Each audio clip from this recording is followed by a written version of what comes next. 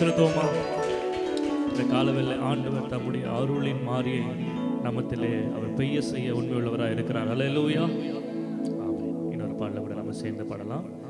இயேசு என் பரிகாரி, இன்ப இயேசு என் பரிகாரி, என் ஜீவிய காலமெல்லாம் இன்ப ராஜா என் பரிகாரி. எத்தனை பேர் அதை நம்புறீங்க? ஆண்டவனுடைய பரிகாரி. அல்லேலூயா. ஆமென். இந்த பாடலின் கருத்தை உணர்ந்தவர்களாய் நம்ம எல்லாரும் உற்சாகமாய் கரங்களை தட்டி பாடி ஆண்டவர் நாமத்தை நாம கொடுத்தோம்.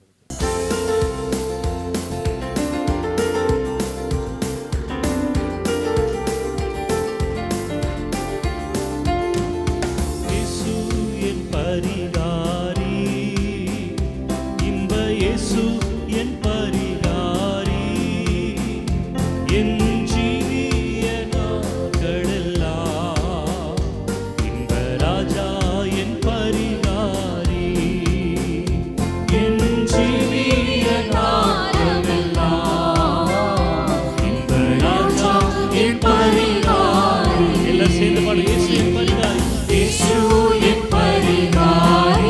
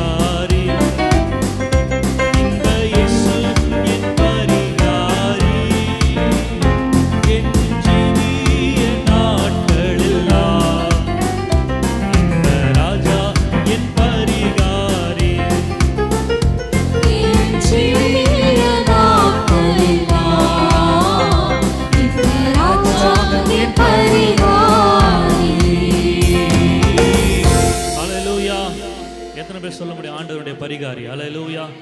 இன்றைக்கு நாளைக்கு அல்ல, என்னோட ஜீவிய நாட்கள் எல்லாம் ஆண்டவருடைய பரிகாரியா இருக்கிறார். ஹல்லேலூயா. ஆமென். ஆகவே இன்னொரு பாடலை நம்ம சேர்ந்து பாடலாம். என் ஆத்துமா உம்மை நோக்கி அமர்ந்திருக்கும், நான் நம்புவது உம்மாலே ஆகும். ஹல்லேலூயா. சங்கீதக்காரன் சொல்லுகிறான், நான் நம்புகிறது அவராலே வரும். ஹல்லேலூயா. ஆமாம். இந்த காலவில் என்னென்ன காரியங்களை குறித்து நாம் ஆண்டவருடைய சமூகத்தில் நம்பிக்கை வைத்திருக்கிறோமோ, ஆண்டவர் மேலே நம்பிக்கை வைத்திருக்கிறோமோ, அந்த காரியங்களெல்லாம் நம்முடைய மனதில் நம்முடைய எண்ணங்களில் நினைத்தவர்களாக நான் நம்புகிறது அவராலே வரும். ஹல்லேலூயா. என்னுடைய கண்மலை, என்னுடைய அடைக்கலம், என்னுடைய பலன் அவராலே நான் நம்புகிறது வரும் என்று சொல்லி இந்த பாடலை அறிக்கை செய்து பாடி ஆண்டவர் நாமத்தை நாம் மையப்படுத்துவோம்.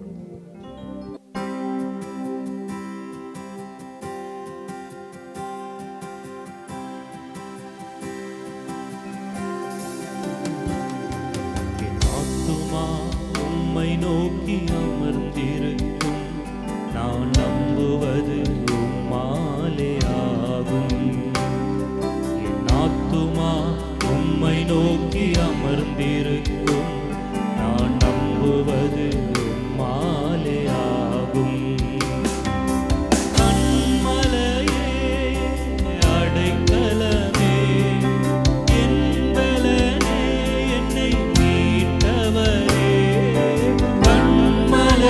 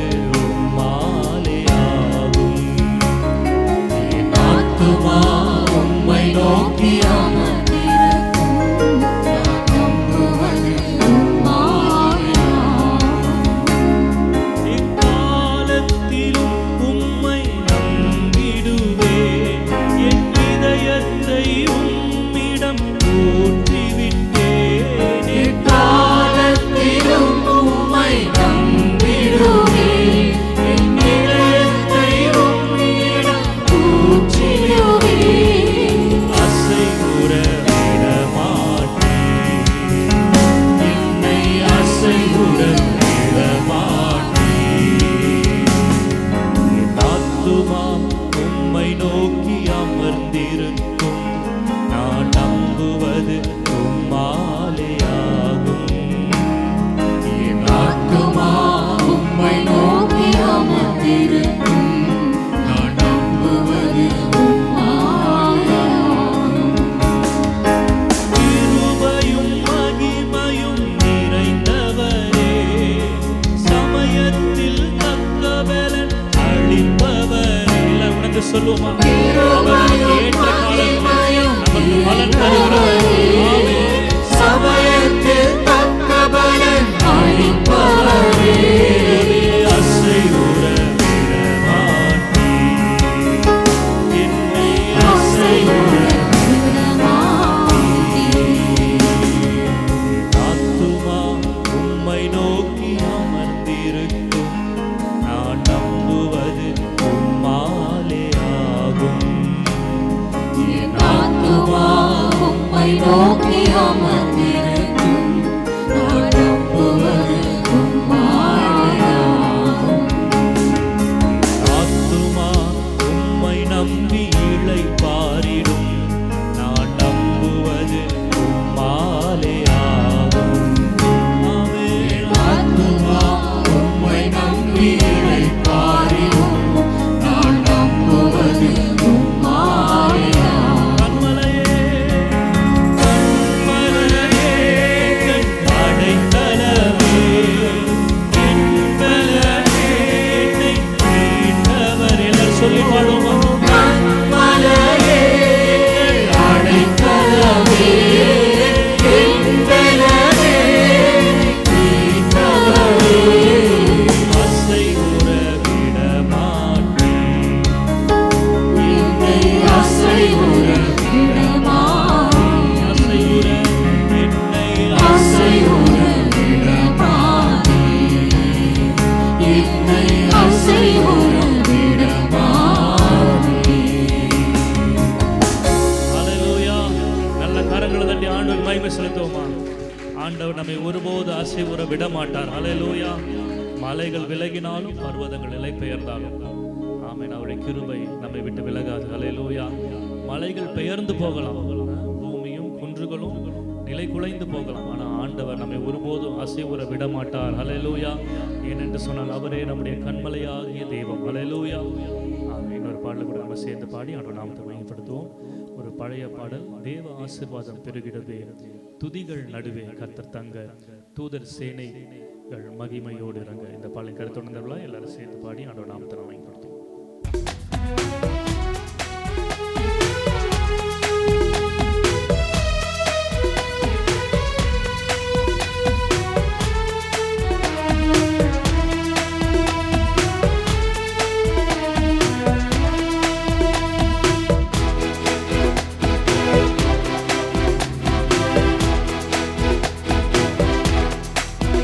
தேவ ஆசீர்வாதம் பெருகிடுதே,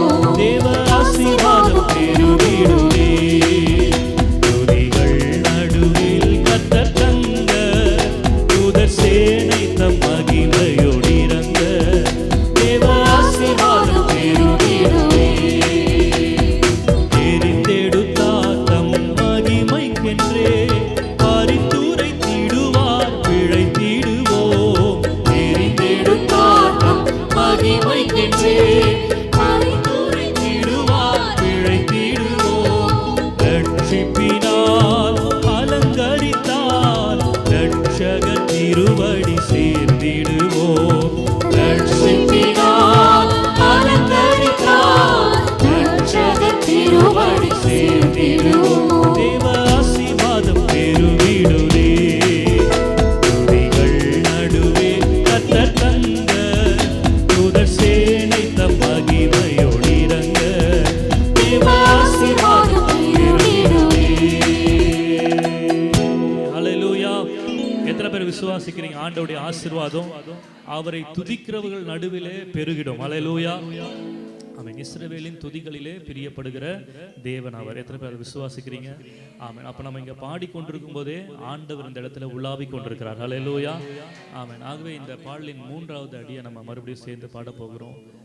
நலமுடன் நம்மை இதுவரையில் காத்திடுதே அவர் கரமே. ஆமென். ஹல்லேலூயா. நலமுடன் இதுவரைக்கும் நம்மை நிலை நிறுத்தினது அவருடைய கிருபை. ஹல்லேலூயா. ஆமென். நிற்பதும் நிர்மூலமாகாமல் இருப்பதும் அவருடைய கிருபை. இன்றைக்கு மாத்திரமல்ல, கண்மணி போல கடைசி வரை அவர் நம்மை காத்திடுவார். ஹல்லேலூயா. ஆமென். ஆகவே இந்த வரியை மாத்திரம் நம்ம எல்லாரும் கண்களை மூடி ஆண்டவருடைய சமூகத்தில், ஆண்டவரே நலமுடன் எங்களை இதுவரைக்கும் கண்மணி போல எங்களை காத்தீரே, உமக்கு நன்றி என்று சொல்லி எல்லாரும் உங்களுடைய வலது கரத்தை வானத்துக்கு நேராக உயர்த்தி ஆண்டவர் நோக்கி சொல்லுவோம். ஹல்லேலூயா. எல்லாரும் சேர்ந்து பாடலாம். நலமுடன் நம்மை இதுவரையில் நிலை நிறுத்திடுதே அவர் கிருபை. நலமுடன் நம்மை இதுவரையில் நிலை நிறுத்திடுதே அவர் கிருபை. கண்மணி போ கடைசி வரை காத்திடும் பரமனை வாழ்த்திடுவோம். கண்மணி போ கடைசி வரை காத்திடும் பரமனை வாழ்த்திடும். குறித்திடும் வேளை உயர்த்திடுவார். கிறிஸ்துவின் கரத்தில் அடங்கிடுவோம். குறித்திடும் என்னை உயர்த்திடுவார்.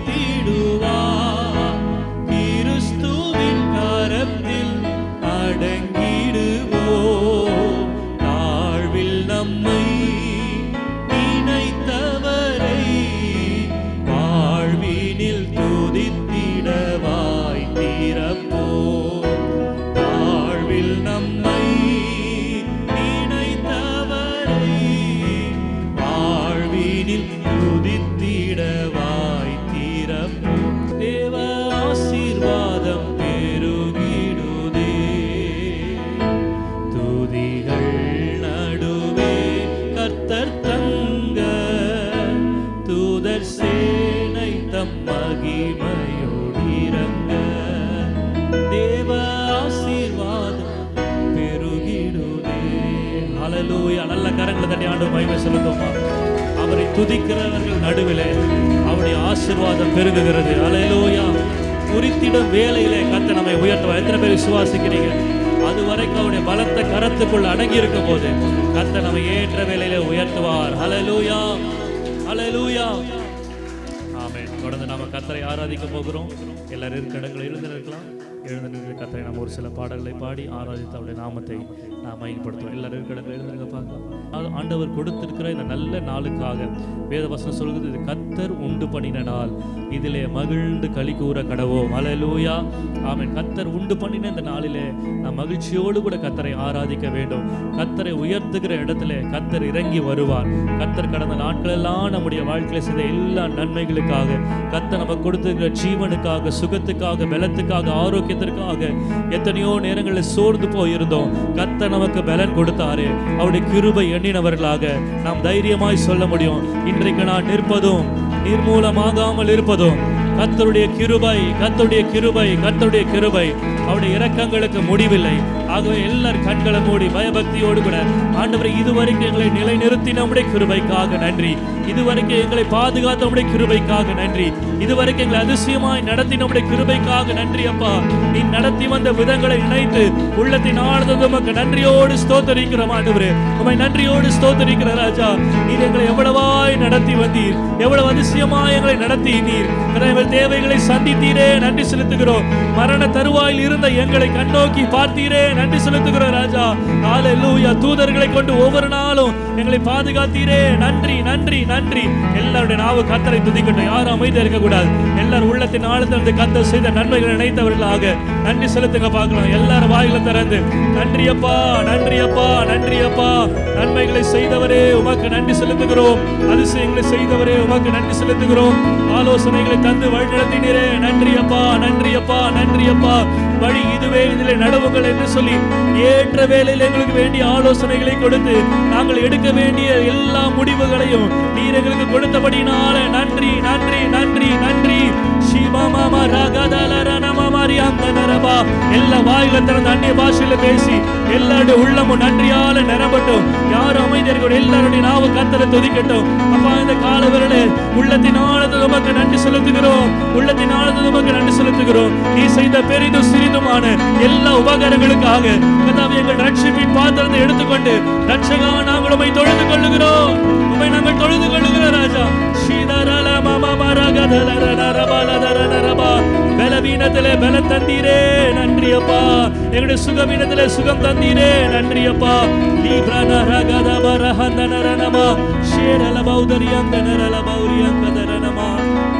உமக்கு நன்றி நன்றி நன்றி நன்றி அப்பா. உம்மை நம்புகிறவர்களை நீர் ஒருபோது கைவிடுகிறதில்லை அப்பா. உம்மை நம்புகிறவர்களை ஒருபோது கைவிடுகிறதில்லை. இந்த மாத வாக்குத்த வசனத்தின்படியே நான் உன்னை விட்டு விலகுவதும் இல்லை, உன்னை கைவிடுவதும் இல்லை என்று சொல்லி ஒவ்வொரு நாளும் எங்களுக்கு வாக்கு தந்து உம்முடைய வாக்கின்படியே எங்களை அதிசயமாய் நடத்தி வருகிறீரே. நன்றி நன்றி நன்றி நன்றி நன்றி அப்பா. ஹல்லேலூயா. உம்மை துதிக்கிறோம், உம்மை துதிக்கிறோம், உம்மை துதிக்கிறோம், உம்மை துதிக்கிறோம் ராஜா. ஹல்லேலூயா.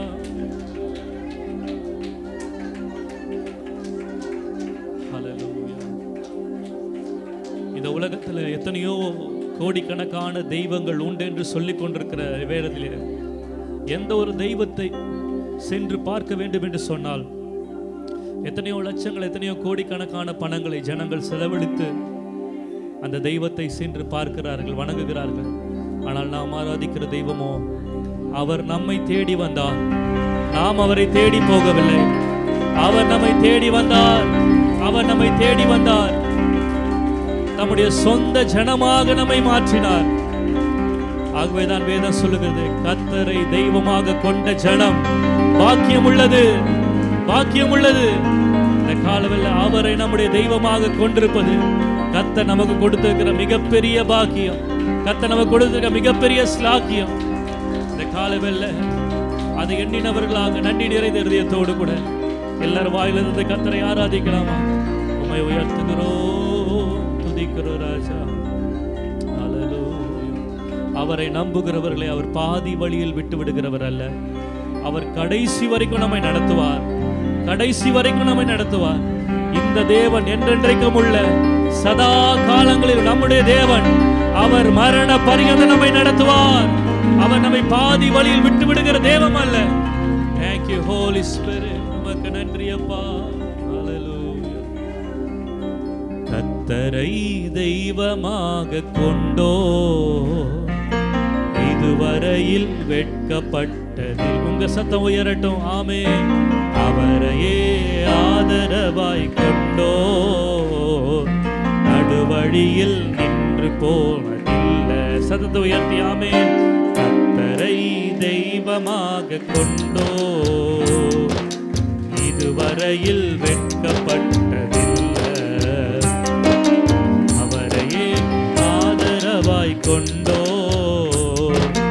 நடுவழியில் நின்று போவதில்லை. வேண்டும் போதெல்லாம் என் பதிலானாரே, வாழ்க்கை முழுவதும் ஜெபிக்கும் போதெல்லாம் என் பதிலானாரே, வாழ்க்கை முழுவதும் என் துணையானார். எனவே ஆராதிப்போமே அவரை முழுமனதாய், இன்று ஆராதிப்போமே அவரை. நல்ல உற்சாகமா கரங்களை பாடுவோமா? ஆராதிப்போமே அவரை முழுமனதாய், இன்று ஆராதிப்போமே அவரை தலைமுறையாய். கர்த்தரை தெய்வமாக கொண்டோ இதுவரையில் வெட்கப்பட்டதில்லை, அவரையே ஆதரவாய் கொண்டோ நடுவழியில் நின்று போனதில்லை. சேர்ந்து பாருங்க. கர்த்தரை தெய்வமாக கொண்டோ இதுவரையில் வெட்கப்பட்டதில்லை, அவரையே ஆதரவாய் கொண்டோ நடுவழியில் நின்று போவதில்லை. பெருமையானதை முன்னறிந்ததால் தேடி வந்து என் படகில் ஏறிக்கொண்டாரே. ஆமே. பெருமையானதை முன்னறிந்ததால் தேடி வந்து என் படகில் ஏறிக்கொண்டாரே.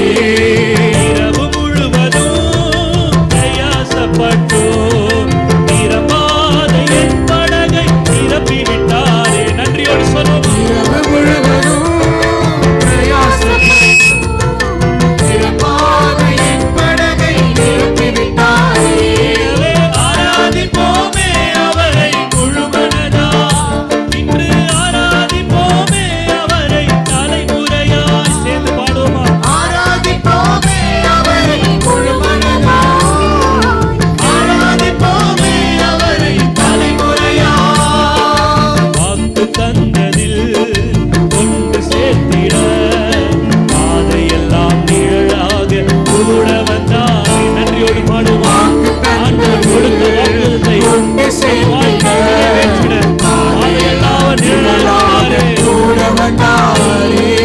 போகும் வழியெல்லாம் உணவானாரே, வாக்கு தந்த கானானை கையளித்தாரே. ஆமே. போகும் வழியெல்லாம் உணவானாரே, வாக்கு தந்த கானானை கையளித்தாரே. எனவே ஆராதிப்போமே அவரை முழுமனதாய், இன்று ஆராதிப்போமே அவரை தலைமுறையாய். ஆராதிப்போமே அவரை முழுமனதாய், ஆராதிப்போமே அவரை தலைமுறையாய். கர்த்தரை தெய்வமாக கொண்டோ இதுவரையில் வெட்கப்பட்டதில்லை. எல்லாரும் சேர்ந்து அவரையே ஆதரவாய் கொண்டோ நடுவழியில் நின்று போனதில்லை. கர்த்தரை தெய்வமாய் கர்த்தரை தெய்வமாக கொண்டோ இதுவரையில் வெட்கப்பட்டதில்லை, அவரையே ஆதரவாய் கொண்டோ நடுவழியில் நின்று போனதில்லை. வேண்டும் போதெல்லாம் என் பதிலானாரே, வாழ்க்கை முழுவதும் என் துணையானாரே. ஜெபிக்கும் போதெல்லாம் என் பதிலானாரே, வாழ்க்கை முழுவதும் என் துணையானாரே. ஆராதிப்போமே அவரை முழுமனதாய், இன்று ஆராதிப்போமே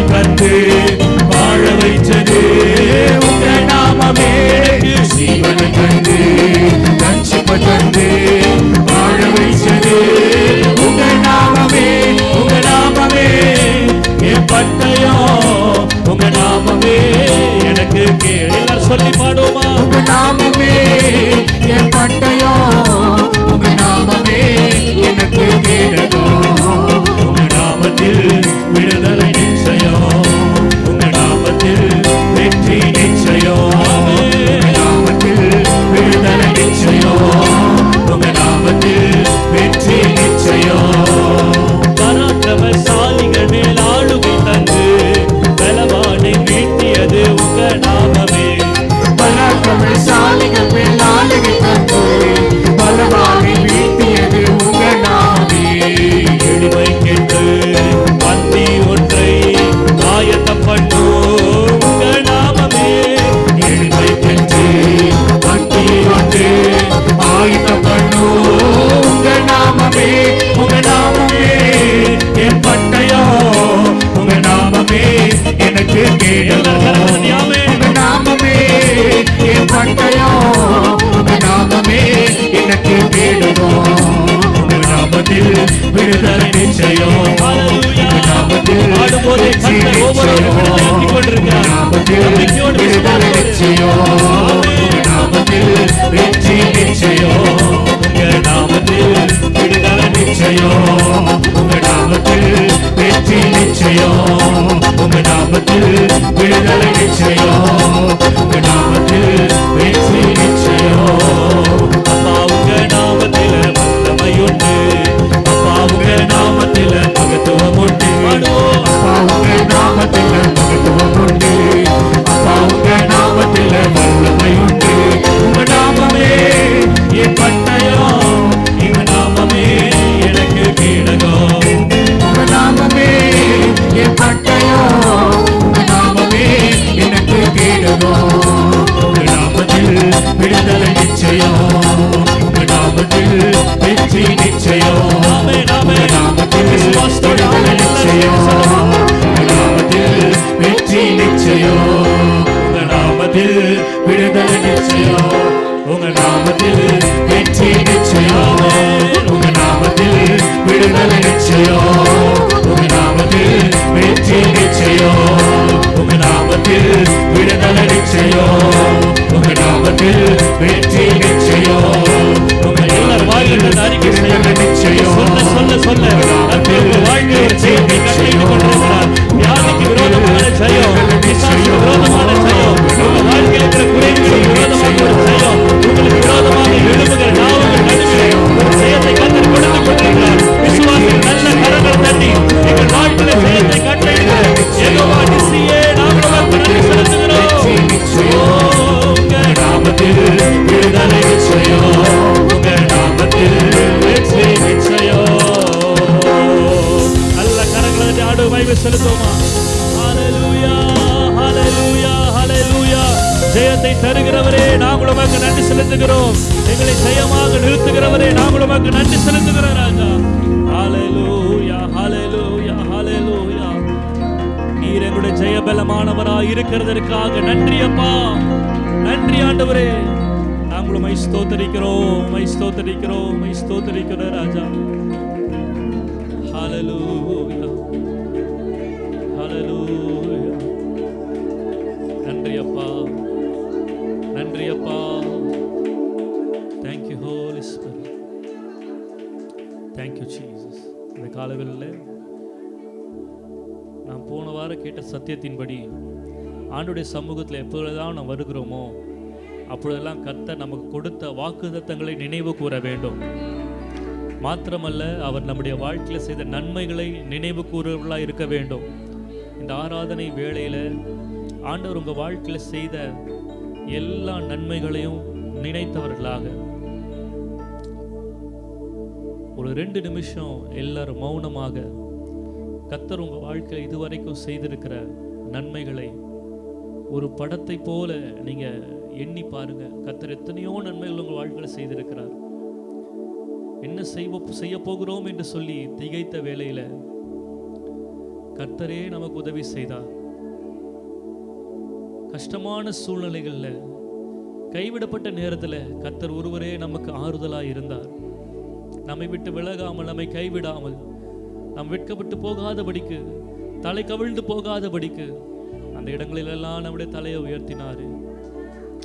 உங்க உள்ள நன்றியால நிரம்பட்டும். ஆண்டவர் செய்த நன்மைகளை நினைத்தவர்களாக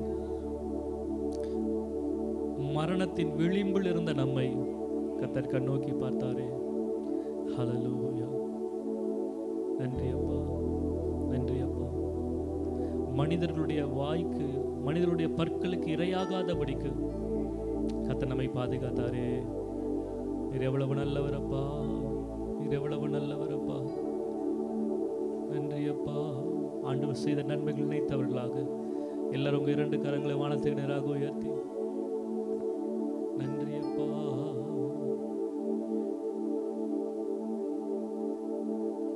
ஏதும் இல்லை என்ற கவலை இல்லை, துணையாளர் என்னை விட்டு விலகவில். எத்தனை பேர் சொல்ல முடியும் உள்ளத்தின் ஆழத்திற்கு? ஏதும் இல்லை என்ற துணையாளர் என்னை விட்டு விலகவில்லை, சொன்னதை செய்திடும் தகப்பன்னவர். ஆமென். சொன்னதை செய்திடும் தகப்பனவர். நம்புவேன் இறுதி வரை, நம்புவேன் இறுதி வரை. இயேசுவே நம்புவேன் இறுதி வரை, நம்புவேன் இறுதி வரை. யாக்கோபின் தேவன் சத்தத்தை உயர்த்தி சொல்லுவோம். யாக்கோபின் தேவன் என் தேவன், எனக்கென்றும் துணையவரே. என்னாலும் நடத்துவார். உள்ளத்தின் ஆழத்தின் சத்தத்தை உயர்த்தி ஆமென். யாக்கோபின் தேவன் என் தேவன், எனக்கென்றும் துணையவரே. ஹalleluya.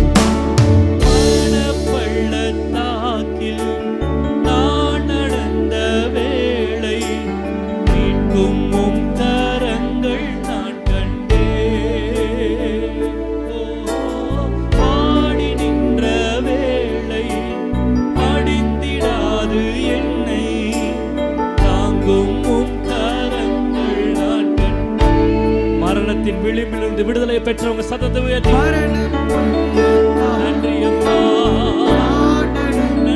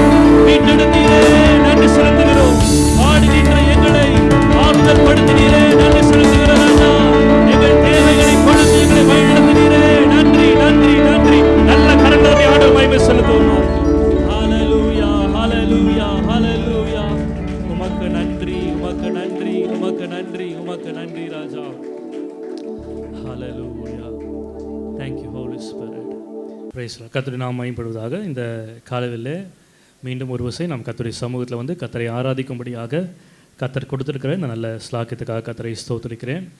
இந்த நாளிலே நம்ம கர்த்தருடைய வார்த்தைக்கு நேராக போகிறதுக்கு முன்பதாக இந்த வாரத்தில் என்ன பேச வேண்டும் அப்படின்னு சொல்லி நான் வந்து யோசித்து கொண்டிருந்த வேளையில் கடந்த திங்கக்கிழமையிலேருந்து எனக்கு ஒரு வார்த்தை இருதயத்தில் ஆண்டவர் பேசிக்கிட்டே இருந்தார். அது என்ன அப்படின்னு சொன்னால், தாமதிப்பது இல்லை. எல்லாம் சொல்லுங்கள், என்னது? தாமதிப்பது இல்லை.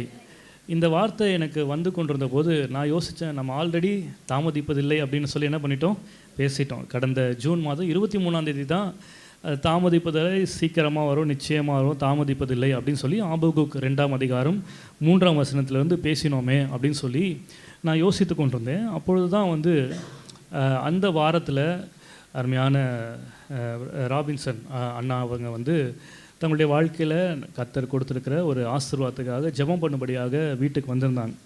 அப்போ அந்த வீட்டுக்கு வந்திருந்தபோது அவங்களுக்கு கர்த்தர் வந்து ஒரு புதிய வாகனத்தை வாங்கும்படியாக கர்த்தர் உதவி செய்தார். ஆகவே அந்த வாகனத்துக்காக ஜெபிக்கும்படியாக வீட்டுக்கு வந்திருந்தாங்க. நாங்கள் ஜெபித்து கொண்டு இருக்கும்போது அவங்க தன்னுடைய சாட்சியை சொன்னாங்க. அது எப்படி கர்த்தர் இந்த வாகனத்தை வாங்கும்படியாக உதவி செய்தார் அப்படின்றத சாட்சியாக சொன்னாங்க. அதில் வந்து அவங்க வந்து சாட்சி சொல்லும்போது எந்த காரியத்தை சொல்லி சொன்னாங்க அப்படின்னு சொன்னால், நம்ம 5 நாள் கூட்டம் வச்சோம் இல்லைங்களா, டிவைன் என்கவுண்டர், தெய்வீக சந்திப்பு. 5 நாள் கூட்டங்களில் 3ஆவது நாள் கூட்டத்தில் நடந்த ஒரு விஷயத்தை சொல்லி அவங்க வந்து இந்த நாளில் வந்து ஜெபத்துக்காக முன்னாடி வர சொல்லும்போது, நான் இந்த ஒரு குறிப்பிட்ட காரியத்தை நினச்சி நான் வந்தேன் அப்படின்னு சொல்லி அவங்க சொன்னாங்க. அவங்க சொல்லிவிட்டு அதே போல் எனக்கு நடந்துருச்சு, கரெக்டாக 3 மாதத்தில் எனக்கு வந்து இந்த காரை கர்த்தர் கொடுத்துருக்கிறார் அப்படின்னு சொல்லி சாட்சி சொல்லி கடந்து போனாங்க. அவங்க போனதுக்கப்புறம் நான் வந்து அவங்க சொன்னாங்க, நான் கார் வாங்கினதுக்கப்புறம் மறுபடியும் அந்த வீடியோ போட்டு பார்த்தேன், கரெக்டாக ஆண்டவர் இந்த மாதிரி செஞ்சுருக்கிறார் அப்படி சொல்லி அவங்க சொல்லிட்டு போனாங்க. நான் வீட்டுக்கு போயிட்டு அவங்க சொன்ன அந்த காரியங்களை நான் போட்டு பார்த்தேன். ஆகவே அந்த போட்டு பார்க்கும்போது கரெக்டாக அந்த நாளில் அவங்க பேசின வார்த்தை எதை சம்மந்தப்படுத்தி இருந்தது அப்படின்னு சொன்னால், அவரும் அன்றைக்கி வந்து பிரசங்கியாரும் எதை பேசினார்னா, இனி தாமதிப்பது இல்லை. ஒரு சின்ன ஒரு வீடியோ கிளிப்பை நம்ம பார்த்துட்டு தொடர்ந்து நம்ம இந்த சாட்சியை நான் மறுபடியும் உங்கள் மத்தியில் நான் பகிர்ந்து கொள்ள விரும்புகிறேன். என் வார்த்தைகள் ஒன்றும் தாமதிப்பதில்லை. அவ்வளோதானா? உங்கள் சீசன் மாறுது. ஆமேன்னு சொல்லுங்க போகலாம். உங்கள் சபையினுடைய சீசன் மாறுது. ஹல்லேலூயா. சில காலம் தாமதம் பண்ண வேண்டிய காலங்கள் முடிந்து, வெயிட்டிங் பீரியட் வந்து முடிஞ்சு, இப்போ என்ன செய்யணும்? ரிசீவிங் பீரியடுக்குள்ளே வந்திருக்கிறீங்க. ஹல்லேலூயா. எத்தனை பேர் இதை ஆசீர்வாதம் எடுத்துக்கொள்கிறீங்க? ஆண்டவர் இதை சொல்லுவதற்காக ஒருவேளை என்ன அழைத்தாரோ என்று தெரியவில்லை. இந்த மாலையில் உங்கள் மத்தியிலே இந்த வார்த்தையை நான் ஆணித்தரமாய் சொல்லுகிறேன், ஆவிலே உணர்ந்தவனாக சொல்லுகிறேன். Your waiting period is finished. Hallelujah. காத்திருந்த காலம் முடிந்து விட்டது. இப்போ ஒரு விசேஷித்த ஒரு ஜெபத்தை பாஸ்டர் அவங்க முன்னாடி வந்து செய்ய போகிறேன். நான் கொஞ்சம் வித்தியாசமாக செய்ய போகிறேன். ஆண்டவர் உணர்த்ததுனால இதை நான் உங்களுக்கு மத்தியில் நான் செய்ய விரும்புகிறேன். ஆரம்பத்தில் சொல்லப்பட்ட வசனம் என்னென்னா, கர்த்தருடைய வார்த்தை நிறைவேறும், அது தாமதிப்பது இல்லை. ஹல்லேலூயா. எத்தனை பேர் விசுவாசிக்கிறீங்க? ஆமாம். கர்த்தருடைய வார்த்தை இன்றைக்கி நமக்கு நேராக கடந்து வந்திருக்குது. நம்முடைய சீசன் மாறுது. இது வரைக்கும் நீங்கள் அநேக காரியங்களுக்காக வெயிட் பண்ணியிருந்திருப்பீங்க. அப்படிப்பட்டவங்க நான் முன்னாடி கூட போகிறேன். இந்த ஒரு காரியத்துக்காக நான் வெயிட் பண்ணிட்டு இருந்தேன் பாஸ்டர். ஆகவே இன்றைக்கு நான் விசுவாசிக்கிறேன், இன்றைக்கு நான் என்னென்ன காரியங்களுக்கெல்லாம் வெயிட் பண்ணணும், அந்த வெயிட் பண்ண சீசன் எனக்கு முடிஞ்சிருச்சு அப்படின்னு சொல்கிறவங்க மாத்திரம் முன்னாடி வரணும். இந்த ஜெபத்தின் முடிவில் காத்திருக்கிறேன்னு சொன்னவங்க எல்லாருடைய வாழ்க்கையில் ஒரு அற்புதம் நடக்க போகுது. அதுக்கு சாட்சி எதுனா உங்கள் 2 கண்ணும் இந்த கேமராவும். ஹல்லேலூயா. இந்த சேலஞ்ச் எனக்கு ரொம்ப சந்தோஷமாக இருக்குது. ஆவியானவர் இந்த ப்ரொஃபட்டிக் ஆக்டை ஆண்டவர் செய்யணும்னு விரும்புகிறாரு. நான் மனசில் ஏவப்பட்டேன், இப்படி பண்ணணும்னு, உங்களுக்காக ஜெபிக்கணும்னு ஏவப்பட்டேன். ஆனால் டைம் இல்லாத முடிச்சிட்டேன். ஆனால் ஆவியானவர் இதை செய்து ஆகணும்னு விரும்புகிறாரு. ஏன் தெரியுமா? ஆண்டவர் சிலருக்கு சீசனை மாற்றுறாரு. காலங்கள் மாறுகிறது. தாமதிக்கப்பட்ட நேரங்கள் முடிந்து, என் வார்த்தை இனி தாமதிப்பது இல்லை. உங்களுக்கு அற்புதம் நடக்க போகிறது. நடந்த உடனே நீங்கள் ஓடி வந்து சொல்லணும். காலம் தாமதம் பண்ணாமல் உடனே சொல்லணும். சபையில் சொல்கிறது மாத்திரமில்லை, வெளியில் எல்லா இடத்துல சொல்லணும். கர்த்தர் இப்படிப்பட்ட அற்புதங்களை செய்கிறார். ஆண்டவரே, நீர் இந்த சபையில் இப்படிப்பட்ட காரியங்களை செய்வதற்கு நீர் இன்றைக்கு ஆரம்பம் பண்ணினதுக்காக ஸ்தோத்திரம். ஆமென். ஹல்லேலூயா. ஆமாம். இந்த வார்த்தையை தான் அவங்க சொன்னாங்க. அதில் முன்னாடி வாங்க அப்படின்னு சொல்லும்போது முதல்ல வந்த ஒரு சிலரில் அருமையான ராபின் அண்ணாவும் இருந்தாங்க. அவங்க முன்னாடி வந்து நின்னாங்க, இந்த காரியத்துக்காக வெயிட் பண்ணிகிட்ருக்கேன் அப்படின்னு சொல்லி. அதில் சொன்ன சாட்சி என்ன அப்படின்னு சொன்னால், அவங்க வந்து அன்றைக்கி வந்து நிற்கிறதுக்கு முன்னாடியே வந்து அவங்க வந்து பல மாதங்களுக்கு முன்பதாக ஒரு புது கார் வாங்கணும் அப்படின்னு சொல்லி ஷோரூமில் போயிட்டு புதுசாக ஒரு காரை அவங்க புக் பண்ணிட்டாங்க. அவங்க என்ன கார் வாங்கணும்னு சொல்லி முடிவு பண்ணியிருந்தாங்களோ அதை புக் பண்ணிட்டாங்க. புக் பண்ணிவிட்டு அது வந்து வெயிட்டிங் பீரியட் நிறையா இருந்ததுனால அவங்களுக்கு கிடைக்கிறதுக்கு ஒரு சில மாதங்கள் ஆகும் அப்படின்னு சொல்லி சொன்னதுனால அது அப்படியே இருந்தது. ஆனால் நடுவில் அண்ணாக்கு வந்து கொஞ்சம் உடம்பு சரியில்லாமல் போனதுனால, மருத்துவமனைக்கு சில பணங்கள்லாம் செலவானதுனால அவங்க வந்து அந்த காரை வந்து கேன்சல் பண்ணிட்டாங்க, வேணாம் அப்படின்னு சொல்லி. ஏன்னா வந்து இங்கே பணம் தேவைப்படுறதுனால கார் வேணான்னு கேன்சல் பண்ணிட்டாங்க. ஆகவே அது அவங்களுக்கு ரொம்ப ஒரு மனசில் ரொம்ப ஒரு பாதிப்பாக. ஏன்னா வந்து அவங்க அந்த வெளிநாட்டில் நல்ல ஒரு பெரிய காரை வச்சு பசங்கள்லாம் வச்சு அவங்க ஒவ்வொரு நாளும் அதிலே போய் பழகிட்டு இங்கே வந்துட்டு இது பைக்கில் போகிறதுக்கு அவங்களுக்கு வந்து குடும்பமாக போகிறதுக்கு ரொம்ப கஷ்டமாக சிரமமாக இருந்தது. ஆகவே ஒரு நல்ல ஒரு கார் சரி வாங்கிடலான்னு முடிவு பண்ணும்போது இப்படி ஒரு சூழ்நிலை வந்ததுனால அதை கேன்சல் பண்ணிட்டாங்க. அதுக்கப்புறம் இப்போ வந்து புதுசாக ஒரு கார், அந்த மாதிரி இன்னொரு கார் வந்து செகண்ட் ஹேண்ட்ஸில் வந்துருக்குது அப்படின்னு சொல்லி அவங்க வந்து ஒரு ஆடில் பார்த்து அங்கே போய் அவங்க செக் பண்ண போனாங்க. அப்போ அங்கே செக் பண்ண போகும்போது அவர் சொன்ன சாட்சி என்ன அப்படின்னு சொன்னால், அவங்க முதல்ல புதுசாக எந்த காரை புக் பண்ண போனாங்களோ அதே கார் மாத்திரமல்ல, அதே கலர், அவங்க என்ன ஃபஸ்ட்டு புக் பண்ணாங்களோ அதே கலர் கார் அங்கே வந்து என்ன பண்ணிடுது இருந்தது. அதே போல் அவங்க புக் பண்ண ஆட்டோமேட்டிக் கார் அங்கே அவங்களுக்காக இருந்தது. மாத்திரமல்ல, இந்த செகண்ட் ஹேண்ட்ஸ் காருனாலும் அது ரொம்ப கிலோமீட்டர்ஸ்லாம் ஓடல, கிட்டத்தட்ட ஒரு 9000 கிலோமீட்டர் தான் ஓடி இருக்குது. ரொம்ப யூஸ் பண்ண கார் இல்லை, பார்க்குறதுக்கு ரொம்ப புதுசு மாதிரி இருந்தது. ஆகவே எல்லா விதத்திலும் அவங்களுக்கு விலை கம்மியாகவும் கிடச்சிருக்குது, அவங்க விரும்பினது போலவும் கிடச்சிருந்தது. மாத்திரமில்ல அவங்க போகும்போது அது ஏதோ நார்மல் கியர் 5 கியர்ஸ் உள்ள கார்னு நினச்சி போனாங்க. ஆனால் அங்கே போய் பார்க்கும்போது தான் தெரியுது அவங்க ஆட்டோமேட்டிக் காரே ஆண்டவர் அவங்களுக்கு கொடுத்துருக்காரு. அதுக்கப்புறம் தான் சொன்னார், இந்த மாதிரி நான் முன்னாடி வந்து நிற்கும்போது இதை தான் நினச்சிட்டு நான் போனேன் ஆண்டவரே, இந்த காருக்காக நாங்கள் ரொம்ப எங்கள் வாழ்க்கையில் தாமதமாயிட்டே இருக்குது அப்படின்னு சொல்லி நான் இதை சாட்சியாக சொல்லுவேன் அப்படின்னு சொல்லி முன்னாடி வந்து அவங்க நின்று சாட்சி சொன்னாங்க.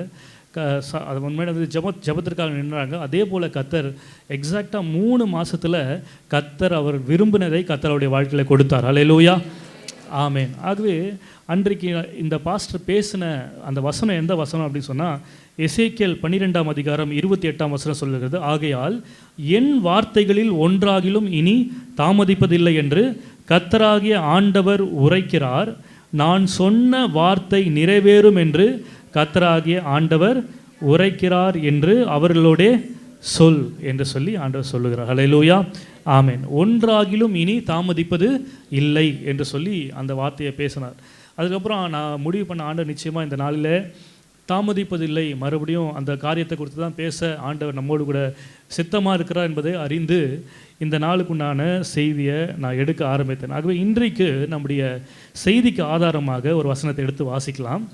சங்கீதங்களின் புஸ்தகம் 62ஆம் சங்கீதம், சங்கீதங்களின் புஸ்தகம் 62ஆம் சங்கீதம் 5வது வசனத்தை யாராவது ஒருவர் எடுத்து வாசிக்கலாம். என் ஆத்துமாவே தேவனையே நோக்கி அமர்ந்திரு, நான் நம்புகிறது அவராலே வரும். அல்லேலூயா, ஆமேன். ஆண்டவருடைய வார்த்தை சொல்லுகிறது, நம்ம என்னென்ன காரியங்களை குறித்தெல்லாம் ஆண்டவர் மேலே நம்பிக்கையாக இருக்கிறோமோ, என்னென்ன காரியங்கள் குறித்து ஆண்டவர் மேலே விசுவாசமாக இருக்கிறோமோ, அப்படிப்பட்ட காரியத்தை குறித்து தான் ஆண்டவர் இந்த காலவெளியில் நம்மை பார்த்து சொல்ல விரும்புகிற ஒரு காரியம், நான் நம்புகிறது அவராலே வரும். அல்லேலூயா, அதை நீங்கள் இப்படியும் எடுத்துக்கொள்ளலாம். அவராலே வரும் என்று சொல்லும்போது அது தாமதமில்லாமல் சீக்கிரமாக என்னுடைய வாழ்க்கையில் வந்து சேரும்படியாக கர்த்தர் அனுக்கிரகம் பண்ணுவார். அல்லேலூயா, ஆமேன். நான் நம்புகிறது அவராலே வரும். இந்த வரும் என்கிற வார்த்தையை அநேக நேரத்தில் அநேக இடங்களில் சங்கீதக்காரன் சொல்லுகிறத நீங்கள் பார்க்க முடியும். உதாரணமாக இதே 62ஆம் சங்கீதத்தில் முதல் வசனத்தில் இப்படி சொல்லுகிறார், தேவனையே நோக்கி என் ஆத்துமா அமர்ந்திருக்கிறது, அவராலே என் ரட்சிப்பு வரும். அல்லேலூயா, ஆமேன். ஒருவேளை உங்கள் வீட்டில் ரட்சிக்கப்படாமல் இருக்கிற பிள்ளைகளுக்காக நீங்கள் ஜெபித்து கொண்டிருப்பீங்கன்னா இதை ஒரு வாக்குத்தத்தமாக பிடித்து கொள்ளுங்க. அவராலே என் ரட்சிப்பு வரும், அவராலே என் குடும்பத்துக்கு ரட்சிப்பு வரும், அவராலே என் பிள்ளைகளுக்கு ரட்சிப்பு வரும்.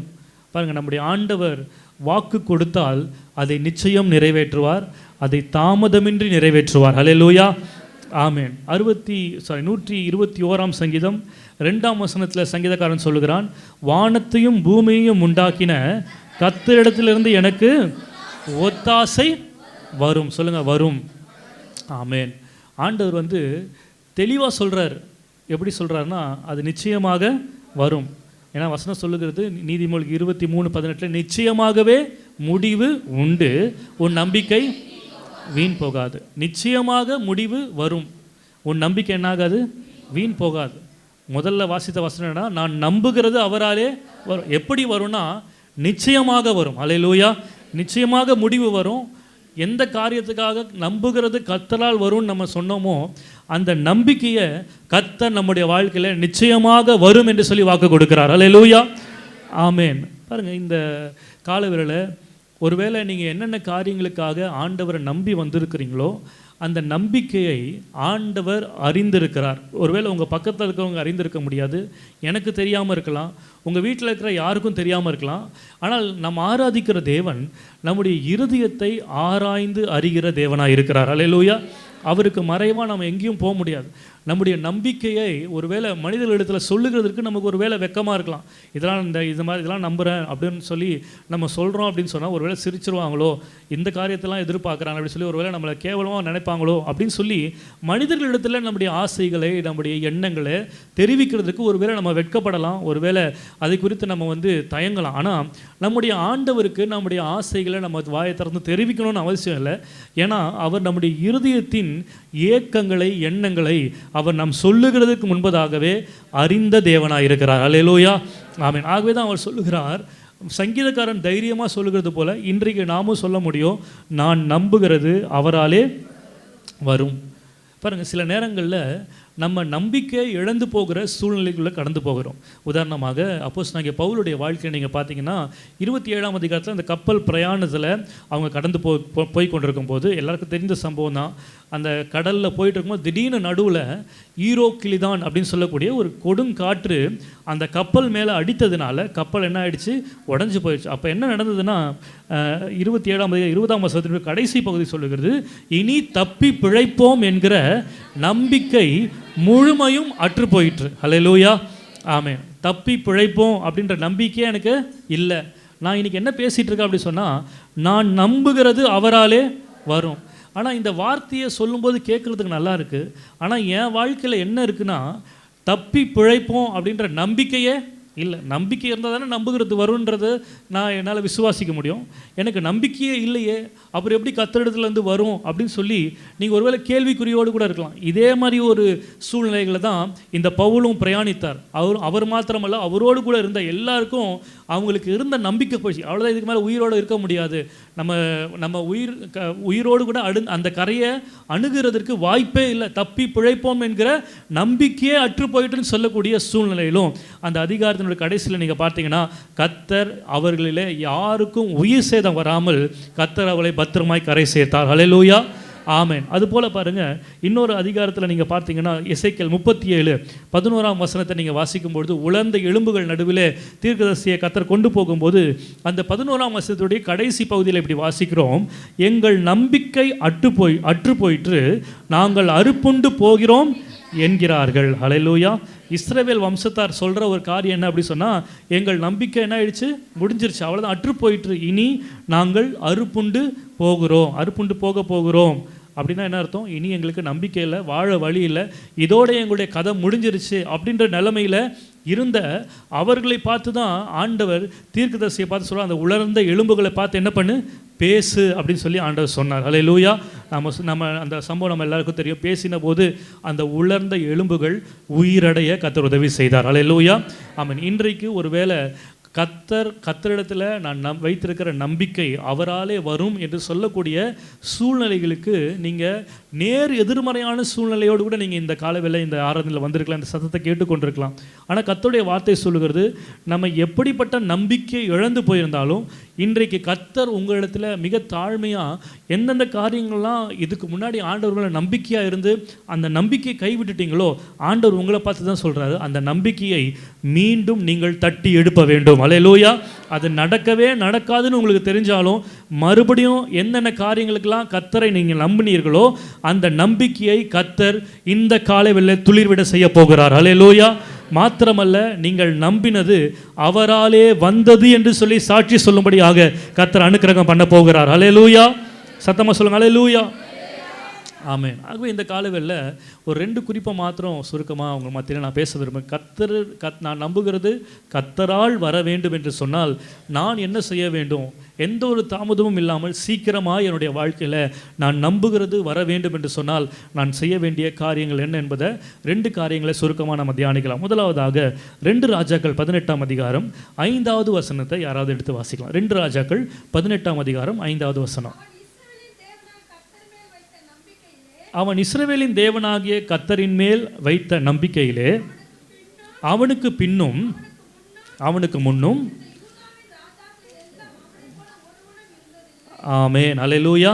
இங்கே எசேக்கியா ராஜாவை குறித்து சொல்லப்பட்டிருக்கிறது, அவன் கர்த்தரின் மேல் வைத்த நம்பிக்கையிலே அவனுக்கு பின்னும் அவனுக்கு முன்னும் இருந்த யூதாவின் ராஜாக்களிலெல்லாம் அவனை போல ஒருவனும் இருந்தது இல்லை அப்படின்னு சொல்லி சொல்லப்பட்டிருக்குது.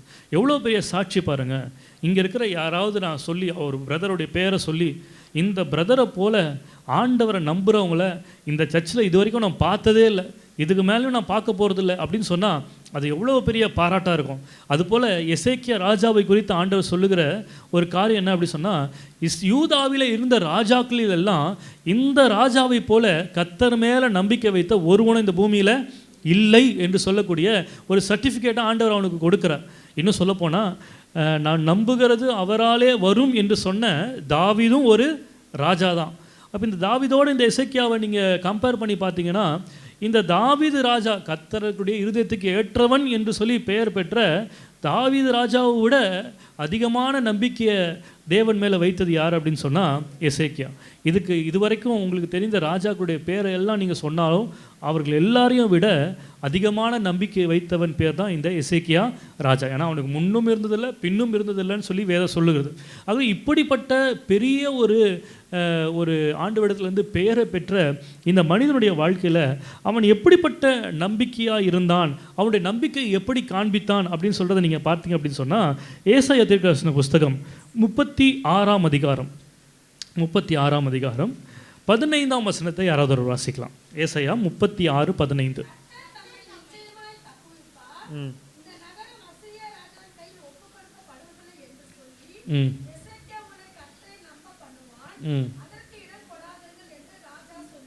ஆமென், ஹல்லேலூயா.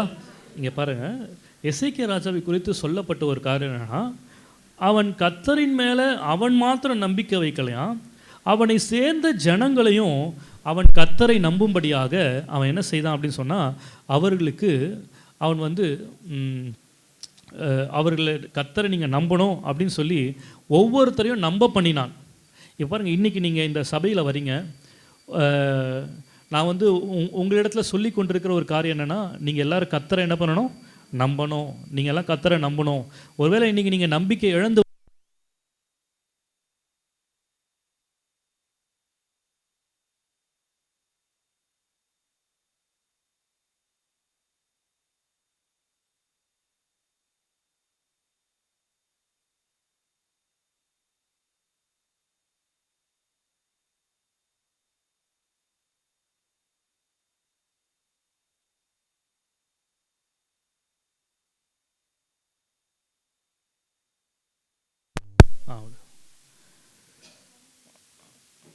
சரி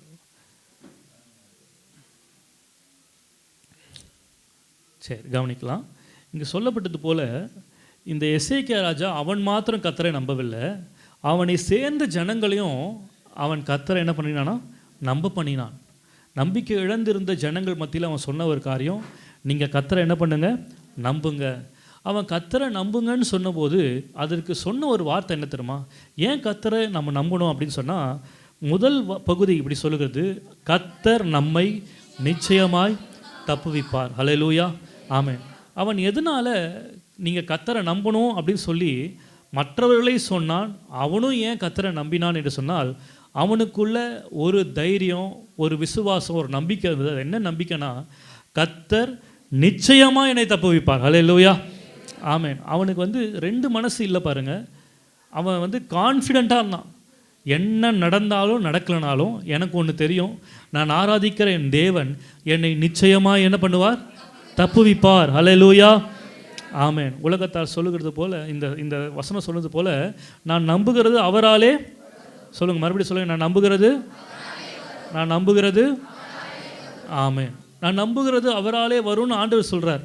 உலகத்தார் என்ன சொல்கிறாங்க, வரும், ஆனால் இது யார் சொல்கிற காரியம், உலகத்தார் சொல்லலாம். ஆனால் ஆண்டவரை அறிந்த பிள்ளைங்க என்ன சொல்லலாம், நான் நம்புகிறது அவராலே வரும், ஆனால் வராமலும் போகலாம். அப்படி கிடையாது. நிச்சயமாக ஆண்டவர் என்ன பண்ணுவார், சொல்லுங்கள், நிச்சயமாக ஆண்டவர் என்ன பண்ணுவார், தப்புவிப்பார். அங்கே சந்தேகத்துக்கு இடமே கிடையாது, இன்னொரு ஆப்ஷனுக்கு இடமே கிடையாது.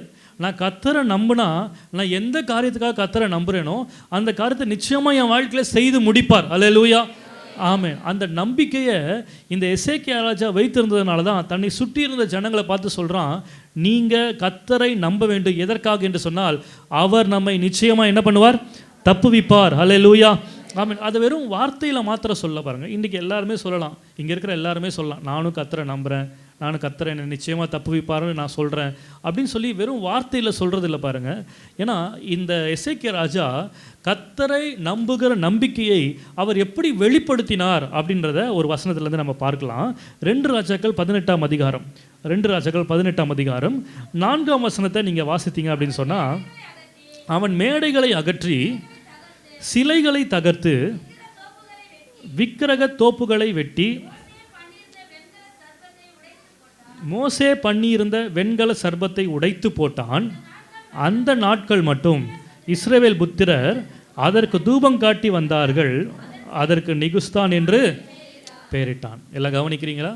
பாருங்கள், இந்த எசேக்கியா ராஜா கர்த்தரை நம்பினான் மாத்திரமல்ல, ஜனங்களையும் கர்த்தரை நம்ப வைத்தான். இது வெறும் வார்த்தையில் சொல்லப்பட்ட ஒரு காரியம் இல்லை, அதை தன்னுடைய செயலில் காண்பித்தான். எப்படி நான் கர்த்தரை நம்புகிறேன் என்கிறத அவன் செயலில் காண்பித்தான் தெரியுமா? வசனம் சொல்லுகிறது, மோசே பண்ணியிருந்த வெண்கல சர்பத்தை உடைத்து போட்டான். ஹல்லேலூயா. அவன் நல்லா புரிஞ்சுக்கணும். இந்த மோசே வாழ்க்கையில் நீங்கள் பார்க்கும்போது 2 விதமான காரியத்தை இந்த வெண்கலம் அல்லது பொன்னினால் செய்யப்பட்ட இந்த விக்கிரகத்தை குறித்து நீங்கள் பார்க்க முடியும். முதலாவது எப்போ அப்படின்னா, 10 கற்பனைகளை மலையிலிருந்து கீழே அவர் எடுத்துகிட்டு வரும்போது ஜனங்கள் எல்லாரும் தங்களுடைய ஆபரணங்களை எல்லாம் உருக்கி என்ன பண்ணாங்க, ஒரு கன்று குட்டி என்ன பண்ணாங்க, செஞ்சு அதை வணங்கினாங்க. அதுக்கு முன்னாடி ஆடி பாடிருந்தாங்க. அப்போ என்ன பண்ணார், நான் 2 வாரத்துக்கு முன்னாடி சொன்னேன் இல்லையா, மோசே வந்து அதை உடைச்சி அதை அரைச்சி என்ன பண்ணார், ஜனங்களுக்கு தண்ணியில் கலந்து அதை என்ன பண்ணார், குடிக்க கொடுத்தார். கோல்டு வாட்டரை குடிக்க கொடுத்தார். ஆனால் இங்கே இந்த வெண்கல சர்பம் அப்படின்னு சொல்லப்படுகிறது ஆண்டவரே செய்ய சொன்ன ஒரு காரியம். ஜனங்கள் எல்லாரும் மோசேக்கு விரோதமாக, ஆண்டவருக்கு விரோதமாக முறுமுறுத்தாங்க. இந்த வனாந்திரத்தில் எதுக்கு எங்களை கொண்டு வந்தார், எங்களுக்கு குடிக்கிறதுக்கு தண்ணி இல்லை, சாப்பிட்றதுக்கு ஆகாரம் இல்லை, இந்த மண்ணா எங்களுக்கு சாப்பிட்டு போர் அடிக்குது அப்படின்னு சொல்லி அவங்க முறுமுறுத்த போது ஆண்டவர், நீங்கள் வந்து என்னாகும் 21ஆம் அதிகாரத்தில் வீட்டில் போய் இதை வாசித்து பாருங்கள், இந்த சம்பவம் இருக்குது. அப்போ ஆண்டவர் அவர்கள் நடுவில் கொள்ளிவாய் சர்ப்பங்களை அனுப்பினார். அப்போ இந்த சர்ப்பம் கடித்து அநேகர் மரித்து கொண்டிருந்த வேளையில் தான் மோசே ஆண்டவரை நோக்கி ஜெபித்த போது ஆண்டவர் சொன்னார், நீ ஒரு வெண்கல சர்பத்தை உண்டாக்கி அதை ஒரு கோலில் வைத்து அதை நிற்க வை, யாரெல்லாம் அந்த வெண்கல சர்பத்தை நோக்கி பார்க்குறாங்களோ அவர்களாம் என்ன பண்ணுவாங்க, பிழைப்பார்கள் அப்படின்னு சொன்னபோது மோசே ஆண்டவர் சொன்னது போலவே செய்தார். அந்த வெண்கலத்தை சர்பத்தை யாரெல்லாம் நோக்கி பார்த்தாங்களோ அவங்களாம் என்ன பண்ணாங்க, பிழைத்தாங்க. நமக்கு தெரியும், அது வந்து ஆண்டவராகிய இயேசு கிறிஸ்து சிலுவையில் அவர் தொங்கி அந்த சிலுவையை நோக்கி பார்க்கிறவர்கள் பிழைப்பார்கள் என்பதற்கு ஒரு அடையாளமாக பழைய ஏற்பாட்டில் நடந்த ஒரு சம்பவம். ஆகவே அந்த நாளில் அது நடந்து முடிஞ்சிருச்சு. அதுக்கப்புறம் வந்து நம்ம அதை பற்றி யோசிக்கிறது இல்லை. ஆனால் அன்றைக்கு வாழ்ந்த இஸ்ரேல் ஜனங்க அவங்க வந்து சைக்கலாஜிக்கலாக ஒரு நம்பிக்கைக்குள்ளே வந்துட்டாங்க. என்ன அப்படின்னு சொன்னால், நம்ம வந்து யூஸ்வலாக எப்படி பழகியிருக்கோம் அப்படின்னு சொன்னால், கண்ணால் பார்க்குறத ஈஸியாக என்ன பண்ணிவிடுவோம், நம்பிடுவோம். இப்போ ஆண்டவரை கூட வந்து நம்ம வந்து யாருமே கண்ணால் என்ன பண்ணுறதில்ல, நேரடியாக பார்த்ததில்லை. அதனால தான் நமக்கு பேர் விசுவாசிங்க. ஏன்னா தோமாட்ட ஆண்டவர் சொன்னார், கண்டு விசுவாசிக்கிறவனை பார்க்கலாம் காணாமல் விசுவாசிக்கிறது தான் யார் பாக்கியவான்கள், அவங்க தான் நல்லவங்க, அவங்க தான் ஆண்டவருடைய பார்வையில் விலையேற பெற்றவங்க. ஆகவே நம்ம இன்றைக்கி ஆண்டவரை யாரும் முகமுகமாக பார்த்ததில்லை நான் சொன்னாலும் நம்ம ஆண்டவரை விசுவாசிக்கிறோம். ஆனால் அந்த காலத்தில் ஆண்டவரை வந்து ஜனங்கள் பார்த்ததில்லை. மோசே அவருடைய சத்தத்தை கேட்டு அவங்களுக்கு சொல்கிறான். ஆனால் இன்றைக்கு பெரிய ஒரு சர்பம், இது வரைக்கும் அவங்களுடைய வாழ்நாட்களில் பாம்பு கடித்தா உடனே செத்து போகிற ஒரு செய்தி தான் கேட்டிருக்காங்க. அன்றைக்கி ஆண்டவரே சொல்லி ஒரு சர்பத்தை செஞ்சு அதை பார்க்கும்போது சுகம் கிடைச்சது அப்படின்ன உடனே இந்த ஜனங்கள்லாம் ஆட்டோமேட்டிக்காக என்ன பண்ண ஆரம்பிச்சிட்டாங்க அப்படின்னு சொன்னால், அந்த சர்பத்தை ஒரு தெய்வமாக என்ன பண்ண ஆரம்பிச்சிட்டாங்க, வணங்க ஆரம்பிச்சிட்டாங்க. பாருங்கள், மோசே வாழ்ந்த நாட்கள் வந்து எசேக்கியா வாழ்ந்த நாட்களுக்கு பல 100 ஆண்டுகள் கேப் இருக்குது. அப்போ பல 100 ஆண்டுகளாக இந்த மோசே செய்த இந்த வெண்கல சர்ப்பத்தை அவங்க தெய்வமாக என்ன பண்ணிகிட்டு இருக்கிறாங்க, வணங்கிட்டு இருக்கிறாங்க. இந்த தெய்வம் என்னை காப்பாற்றும், இந்த கண்ணுக்கு தெரிஞ்ச தெய்வம் என்னை காப்பாற்றும் அப்படின்னு சொல்லி ஒரு விக்கிரகத்தை வணங்கிட்டு இருக்காங்க. ஆனால் இந்த எசேக்கியா ராஜா செய்த காரியம் என்ன தெரியுமா, நீங்கள் வந்து 2 மனம் உள்ளவர்களாக இருக்கிறீங்க. ஆண்டவரை நீங்கள் தேடுறீங்க, இஸ்ரவேல் ஜனங்க ஆண்டவரை தேடுறீங்க.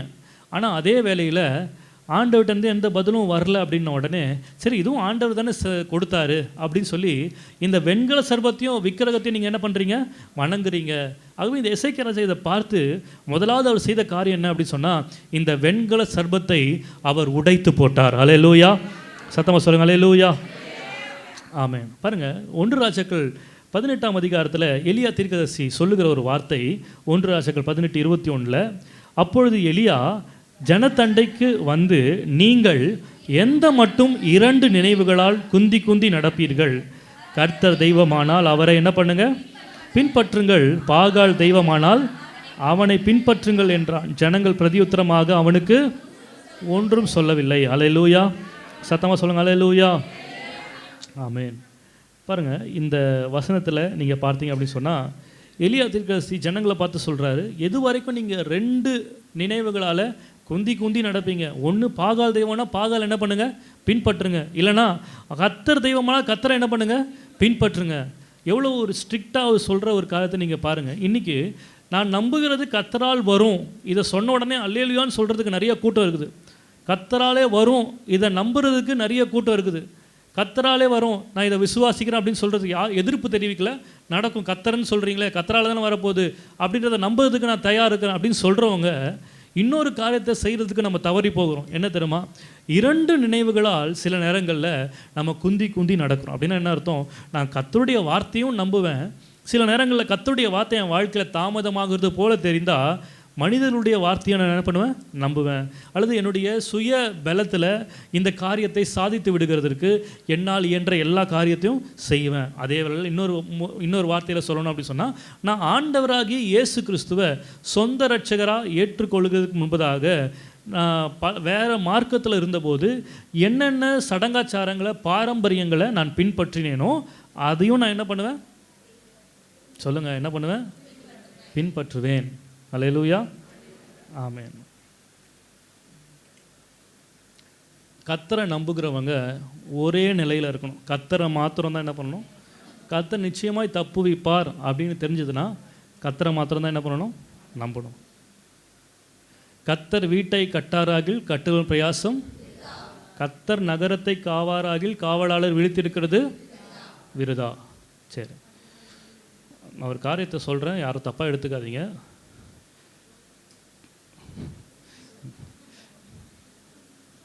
தப்பாக எடுத்துக்க மாட்டாங்கன்னு நினைக்கிறேன். இல்லை, நம்ம அண்ணன் தான். போன மாதத்தில் ஒரு வீட்டு பிரதிஷ்டைக்கு, வீட்டு பிரதிஷ்டை இல்லை, கடைக்கால் வைக்கிற ஒரு இதுக்காக ஜோம் பண்ண கூட போயிருந்தேன். அப்பாவும் நானும் போயிருந்தேன். அப்பா காலையிலே வந்து போயிட்டுருக்கிறார். நான் போகும்போது அந்த கடைக்கால் என்ன பண்ணுறாங்க, வைக்கிறாங்க. வைக்கும்போது அங்கே பார்த்த ஒரு காரியம் என்னென்னா, கடைக்கால் என்ன இது வந்தாலும் வீட்டில் போய் பேசிக்கலாம்னா சரியா, அவங்க தப்பாக எடுக்க மாட்டாங்க எனக்கு தெரியும். அதனால் தைரியமாக நான் சொல்கிறேன். கடைக்கால் வைக்கிறதுக்கு முன்னாடி ஒரு காரியத்தை நான் பார்த்தேன். அது என்ன அப்படின்னு சொன்னால், அந்த வைக்கிற இடத்துல கீழே நம்ம பர்ஸில் இருக்கிற சில்லறையெல்லாம் என்ன பண்ணணுமா, போடணும். ஏன் அது போடணும்? நிறைய காசு வருமா? சரி, ஏதோ ஒரு நம்பிக்கை, அது எதனால எனக்கு தெரியல. அது பைபிளில் இருந்து வந்ததா, இல்லை இயேசுநாதரை பின்பற்றுறவங்க அப்படி செய்யணும்னு சொல்லியிருக்கிறாங்களா? இல்லையா? இல்லை. அப்போ நம்ம ஏன் அதை நம்ம இதில் பின்பற்றுறோம்? இப்போ நான் ஒருத்தரை தான் குறிப்பிட்டு சொல்லியிருக்கிறேன், அவருக்கு தான் தெரியும் எங்கள் வீட்டில் தான் அது நடந்திருக்கு அப்படின்னு. ஆனால் நான் இப்போ யோசித்து பார்க்குறேன், இந்த மாதிரி எத்தனையோ வீட்டுக்கு நம்ம கடைக்கால் வைக்கிற இடத்துக்கு போயிருக்கிறோமே, ப்ரேயர் பண்ணுறது போயிருக்கிறோம். ஆனால் எந்த வீட்லேயும் இது பார்க்கல. இப்போ எனக்கு இப்படி யோசிக்க தோணுது, ஒருவேளை நம்ம வரத்துக்கு முன்னாடி இதெல்லாம் என்ன பண்ணிட்டாங்களோ, வச்சுட்டு இருக்கிறாங்களோ, அல்லது நம்ம போயிட்டு அப்புறம் வச்சுருக்கிறாங்களோ, அப்படிலாம் என்ன பண்ண தோணுது, யோசிக்க தோணுது. பாருங்கள், இது ஒரு சாதாரண ஒரு விஷயமா இருக்கலாம். நான் சொன்னது போல் கர்த்தர் வீட்டை என்ன பண்ணுவார், பாதுகாப்பார். நான் ஏன் 2 நினைவுகளை குந்தி குந்தி நடக்கணும்? கர்த்தர் இருக்கும்போது நான் ஏன் இன்னொரு பாரம்பரியத்தை நான் என்ன பண்ணணும், தேடணும்? இது வந்து வெறும் வீட்டு நிலக்கால் வைக்கிறதுக்கு மாத்திரம் இல்லை, ஒரு கல்யாணம்னு ஒன்று எடுத்து பாருங்கள், அப்போ தெரியும் நீங்கள் உண்மையான கிறிஸ்தவங்களா இல்லையான்னு சொல்லிட்டு. இந்த அன்றைக்கி நீங்கள் பார்த்தீங்க அப்படி சொன்னால், இங்கே இருக்கிற எல்லாருமே சொல்லணும், கிட்டத்தட்ட 99% பேர் பார்த்தீங்கன்னா கல்யாணம்னு வந்துட்டால் அப்போ தான் அவங்களுடைய உண்மையான குணம், உண்மையான நிறன்றதை விட குணன்றதை விட அவங்க ஆண்டவரை எந்த அளவுக்கு வந்து அவங்க பின்பற்றியிருக்கிறாங்க, அல்லது பழைய மார்க்கத்தை எந்த அளவுக்கு விட்டு தள்ளி இருக்கிறாங்கன்றதை நம்மளால் என்ன பண்ண முடியுது, பார்க்க முடியுது. சிலர் வந்து அதை வந்து வேணும்னு பண்ணுறதில்ல, அது பண்ணுறதுக்கு மிக முக்கியமான ஒரு காரியம் அன்றைக்கு வர சொந்தக்காரங்க அவங்களுடைய அழுத்தத்தை நிமித்தமாக இவங்க என்ன நினச்சிருவாங்களோ, அவங்க என்ன நினச்சிருவாங்களோ. ஏன்னா கிட்டத்தட்ட எல்லா சொந்தக்காரங்களும் வந்து அவங்க ஆண்டவர் அறியாதவங்களாக இருக்கிறாங்க, அவங்கள பிரியப்படுத்தணும், இவங்கள பிரியப்படுத்தணும்னு சொல்லிட்டு நம்ம வந்து அந்த இடத்துல 2 நினைவுகளால் என்ன பண்ணுறோம், நடக்கிறோம் இல்லையா? ஆண்டவர் தெய்வம்னா எலியா சொன்னது போல் ஆண்டவரை சேவிங்க, பாகால் தெய்வம்னா பாகாலை என்ன பண்ணுங்க, சேவிங்க. ஆகவே இது வந்து வெறும் திருமணத்தை பறித்தோ அல்லது வீட்டு கடைக்கால் வைக்கிற காரியத்தை பொறுத்ததல்ல, எல்லா விஷயத்திலும் நம்ம வந்து மற்ற மார்க்கத்தில் இருந்த காரியங்களை இங்கே கொண்டு வந்துட்டோம் அப்படின்னு சொன்னால், நீங்கள் வந்து தைரியமாக எசேக்கியாவை மேலே சொல்ல முடியாது, நான் நம்புகிறது அவராலே வரும். இப்போ யோசிச்சு பாருங்கள், நீங்கள் இந்த வார்த்தையை கேட்கும்போது நம்ம விசுவாசமாக நம்புறீங்க கர்த்தரால் வரும் அப்படின்னு சொல்லி, ஏன் வராமல் இருக்குது?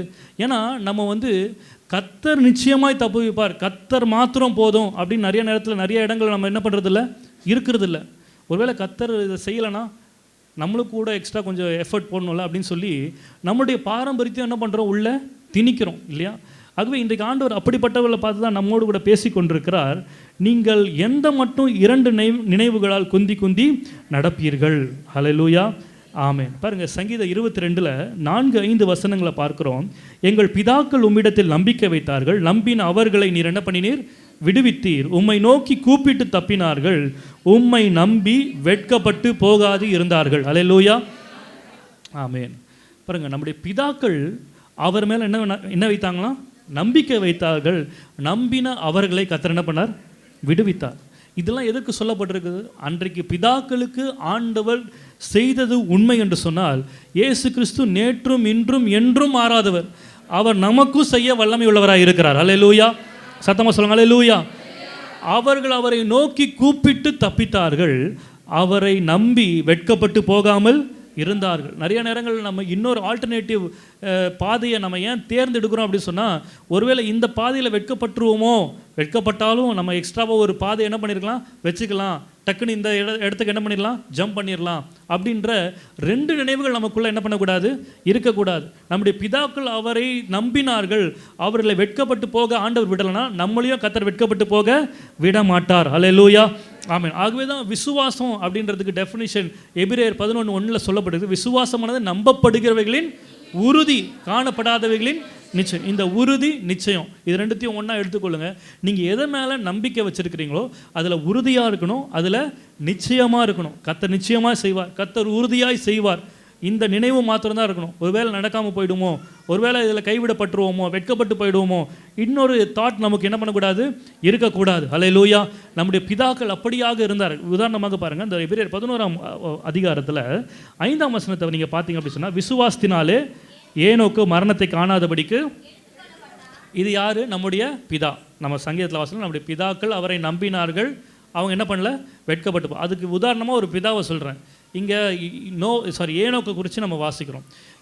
ஏனோக்கை குறித்து வாசிட்டு அடுத்த வசனம் யாரை குறித்து சொல்லப்பட்டிருக்கணும், 7ஆவதுல யாரை பற்றி சொல்லிருக்குது, 7ஆவது வசனம் யாரை குறித்து சொல்லியிருக்குது, நோவா. ஏனோக்கு முடிஞ்ச உடனே அடுத்த வசனமே யாரை பற்றி சொல்லியிருக்கணும், நோவாவை குறித்து சொல்லியிருக்கணும். ஆனால் நடுவில் ஒரு வசனம் இருக்குது பாருங்க, 6ஆம் வசனம், விசுவாசம் இல்லாமல் தேவனுக்கு பிரியமாக இருப்பது கூடாத காரியம், ஏனென்றால் தேவனிடத்தில் சேருகிறவன் அவர் உண்டென்றும் அவர் தம்மை தேடுகிறவர்களுக்கு பலன் அளிக்கிறவர் என்றும் விசுவாசிக்க வேண்டும்.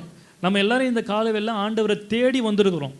அதுதான் இங்கே சொல்லுது, தேவனை தேடுகிறவர்கள் தம்மை தேடுகிறவர்களுக்கு பலன் அளிக்கிறவர் என்று என்ன பண்ணணுமா, விசுவாசிக்க வேண்டும். அந்த விசுவாசத்தை எப்படி நம்ம அணுகணும் அப்படின்னு சொன்னால், இங்கே வசனம் சொல்லுகிறது, தேவனிடத்தில் சேருகிறவன். அல்லேலூயா, தேவனை தேடுகிறது ஒரு அனுபவம், தேவனிடத்தில் சேருகிறது இன்னொரு அனுபவம். அல்லேலூயா, தேவனிடத்தில் சேருகிறவர்கள் தான் என்ன விசுவாசிக்கிறாங்கன்னா, அவர் உண்டு, அவரை நான் தேடுகிறதுனால எனக்கு என்ன பண்ணுவார், பலன் அளிப்பார். தேவனிடத்தில் சேருகிறதுனா என்ன அப்படின்னு சொன்னால், யாக்கோபு 4ஆம் அதிகாரம் 8ஆம் வசனம், யாக்கோபு 4ஆம் அதிகாரம் 8ஆம் வசனம் வாசிங்க. தேவனிடத்தில் சேருங்கள், அப்பொழுது அவர் உங்களிடத்தில் சேருவார். பாவிகளே, உங்கள் கைகளை சுத்திகரியுங்கள், இருமனம் உள்ளவர்களே, உங்கள் இருதயங்களை என்ன பண்ணுங்க, பரிசுத்தமாக்குங்கள். அல்லேலூயா, தேவனிடத்தில் சேருகிறதுனா என்ன தெரியுமா, இங்கே வசனம் சொல்வது, இருமனம் உள்ளவர்களே, உங்கள் இருதயத்தை என்ன பண்ணுங்க, பரிசுத்தமாக்குங்கள். ஆமென். பாருங்கள், இதுதான் ஆண்டவர் அன்றைக்கு இஸ்ரவேல் ஜனங்கள் அவங்க இருமனம் உள்ளவர்களாக இருந்தாங்க. அதை தான் ஆண்டவர் நீங்கள் நீ என்னை விசுவாசிக்கும்படி நீங்கள் என்ன பண்ணல, பரிசுத்தம் பண்ணலை அப்படின்னு சொல்லி மோசையை பார்த்து ஆண்டவர் சொன்னார். பரிசுத்தம் அப்படின்றத நம்ம எதோடு கூட அடக்கி வச்சுட்டோம் அப்படின்னு சொன்னால், சரீர பிரகாரமாக சிகரெட் பிடிக்கக்கூடாது, குடிக்கக்கூடாது, பொய் பேசக்கூடாது, கெட்ட வார்த்தை பேசக்கூடாது, இப்படி நமக்கு தெரிந்த ஒரு சில காரியங்கள் தான் பரிசுத்தம் நம்ம நினச்சிட்டோம். ஆனால் வேதவசனம் இன்னொரு விதத்தையும் பரிசுத்தம் சொல்லுது. என்னென்னா, விசுவாசிக்கும்படி அவரை பரிசுத்தம் பண்ணுகிறது. அல்லேலூயா, அப்படின்னு என்ன அர்த்தம், யார் ஒருவர் தேவனை விசுவாசிக்காமல் 2 நினைவுகளாக இருக்கிறார்களோ அவர்கள் எப்படிப்பட்டவர்களாக இருக்கிறாங்கன்னா, பரிசுத்தம் இல்லாதவர்களாக இருக்கிறார்கள். அல்லேலூயா, ஆமென். ஆகவே தான் வசனம் சொல்கிறது, பரிசுத்தம் இல்லாமல் தேவனை தரிசிப்பது கூடாத காரியம். அப்படின்னா என்ன அர்த்தம், டீ டோட்டலராக இருக்கிறது பரிசுத்தமா? இல்லை. அதை விட ஒரு மேலான படி என்ன அப்படின்னு சொன்னால், விசுவாசம் நமக்குள்ளே இல்லாமல் இருந்தால் நம்ம தேவனுடைய பார்வையில் பரிசுத்தம் இல்லாதவர்கள். அல்லேலூயா, ஆமென். இங்கே வசனம் சொல்ல தேவனிடத்தில் சேருங்கள். தேவனிடத்தில் சேருகிறவர்கள் இருமனம் உள்ளவர்களாக இருக்கக்கூடாது. அப்படிப்பட்டவர்களாக இருந்தால் உங்கள் இருதயத்தை என்ன பண்ணுங்க, பரிசுத்தமாக்குங்கள். ஒரே நினைவுள்ளவர்களாக இருங்கள். கர்த்தர் நிச்சயமாக என்னை தப்புவிப்பார், நான் நம்புகிறது கர்த்தராலே வரும். அல்லேலூயா. அந்த உறுதி, அந்த விசுவாசம் நமக்குள்ளே கடந்து வரும்போது இந்த வசனத்தை சங்கீதக்காரனை போல தைரியமாக நம்ம சொல்ல முடியும், நான் நம்புகிறது அவராலே வரும். அல்லேலூயா, ஆமென். தெசலோனிக்கே சபையாருக்கு குறித்து பவுல் சொல்லும்போது அவங்கள பயங்கரமாக பாராட்டுறார். அவர் பாராட்டின ஒரு காரியம் என்ன அப்படி சொன்னால், 1 தெசலோனிக்கர் 1ஆம் அதிகாரம் 6ஆம் வசனம் 7ஆம் வசனத்தை நீங்கள் வாசித்தீங்கன்னா, நீங்கள் மிகுந்த உபத்திரவத்திலே பரிசுத்த ஆவின் சந்தோஷத்தோடு திருவசனத்தை ஏற்றுக்கொண்டு எங்களையும் கர்த்தரையும் பின்பற்றவர்களாகி இவ்விதமாய் மக்கதோனியாவிலும் அகாயாவிலும் உள்ள விசுவாசிகள் யாவருக்கும் மாதிரிகளானீர்கள்.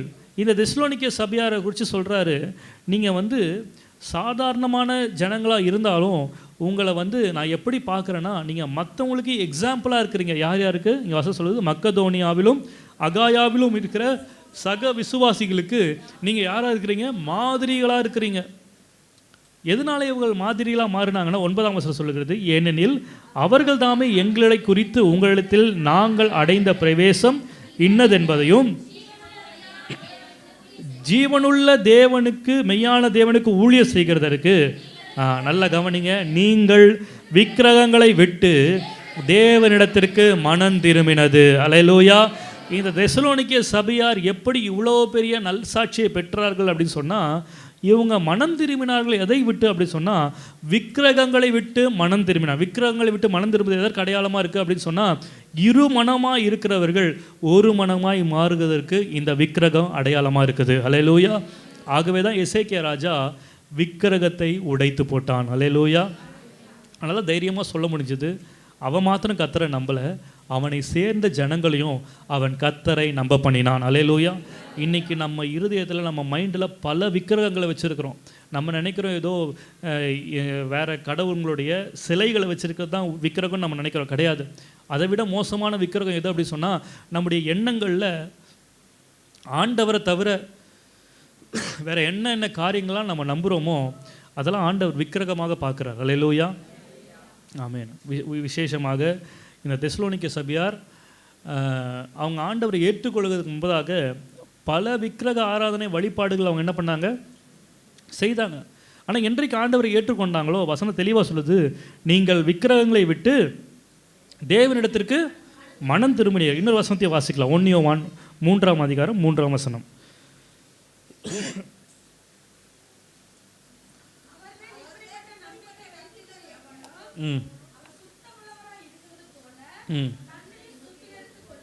ஆமென். அல்லேலூயா. நான் நம்புகிறது அவராலே வரும். இப்படிப்பட்ட நம்பிக்கை வைத்திருக்கிறவன் எவனும் அவர் சுத்தமுள்ளவராக இருக்கிறது போல தன்னையும் சுத்திகரித்து கொள்ளுகிறான். அல்லேலூயா. சத்தமாக சொல்லுங்க, அல்லேலூயா. ஆமென். அப்போ முதலாவது குறிப்பு பாருங்கள், இன்றைக்கு நான் நம்புகிறது அவராலே வரணும் அப்படின்னு சொல்லி நம்ம எதிர்பார்ப்போடு இருக்கணும், விசுவாசிக்கணும்னா முதலாவது நம்ம செய்ய வேண்டியது என்ன அப்படின்னு சொன்னால், அவரை நம்புகிறவர்கள் இரு மனமாக இல்லாமல் தங்களை பரிசுத்தம் பண்ணி கொள்வார்கள். அல்லேலூயா.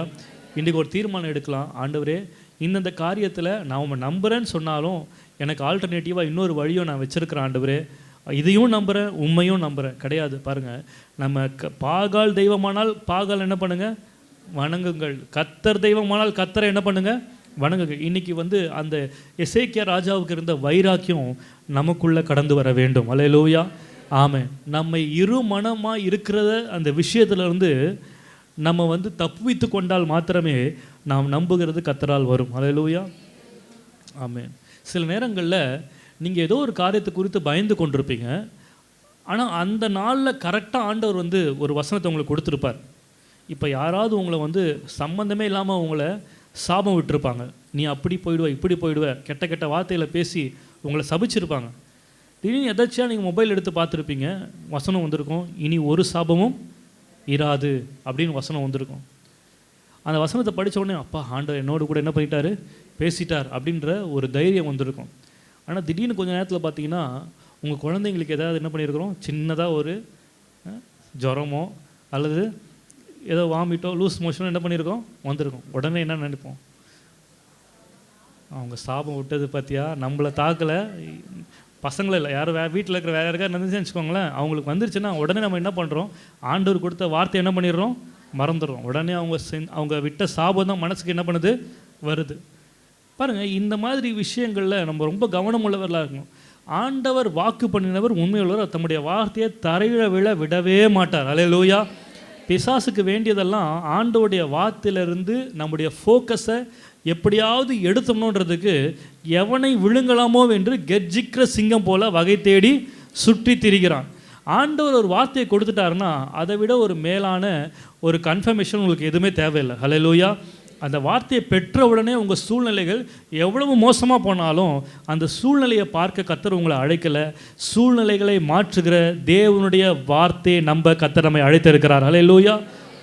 ஆமென். ஆகவே தான் சங்கீதக்காரன் சொன்ன அந்த முதல் வசனம்னா என்ன அப்படி சொன்னால் 62 நம்ம வாசிச்சோம் பார்த்தீங்களா, அந்த வசனம் என்ன சொல்லுது, 62, என் தேவனை நோக்கி என் ஆத்துமாவே தேவனையே நோக்கி என்ன பண்ணிருந்து அப்படின்னு என்ன அர்த்தம், முன்னாடி ஒரு ஏசப்பா ஃபோட்டோ வச்சுன்னு அவர் முன்னாடி அப்படியே உட்காந்துட்டு இருக்கிறதா, தேவனை நோக்கி அமர்ந்துருன்னா எப்படி, அவர் உங்களுக்கு கொடுத்த வார்த்தையை நம்ம கண்களுக்கு முன்பாக வைத்து அதன் மேலே நோக்கமாக இருக்க வேண்டும். அல்லேலூயா.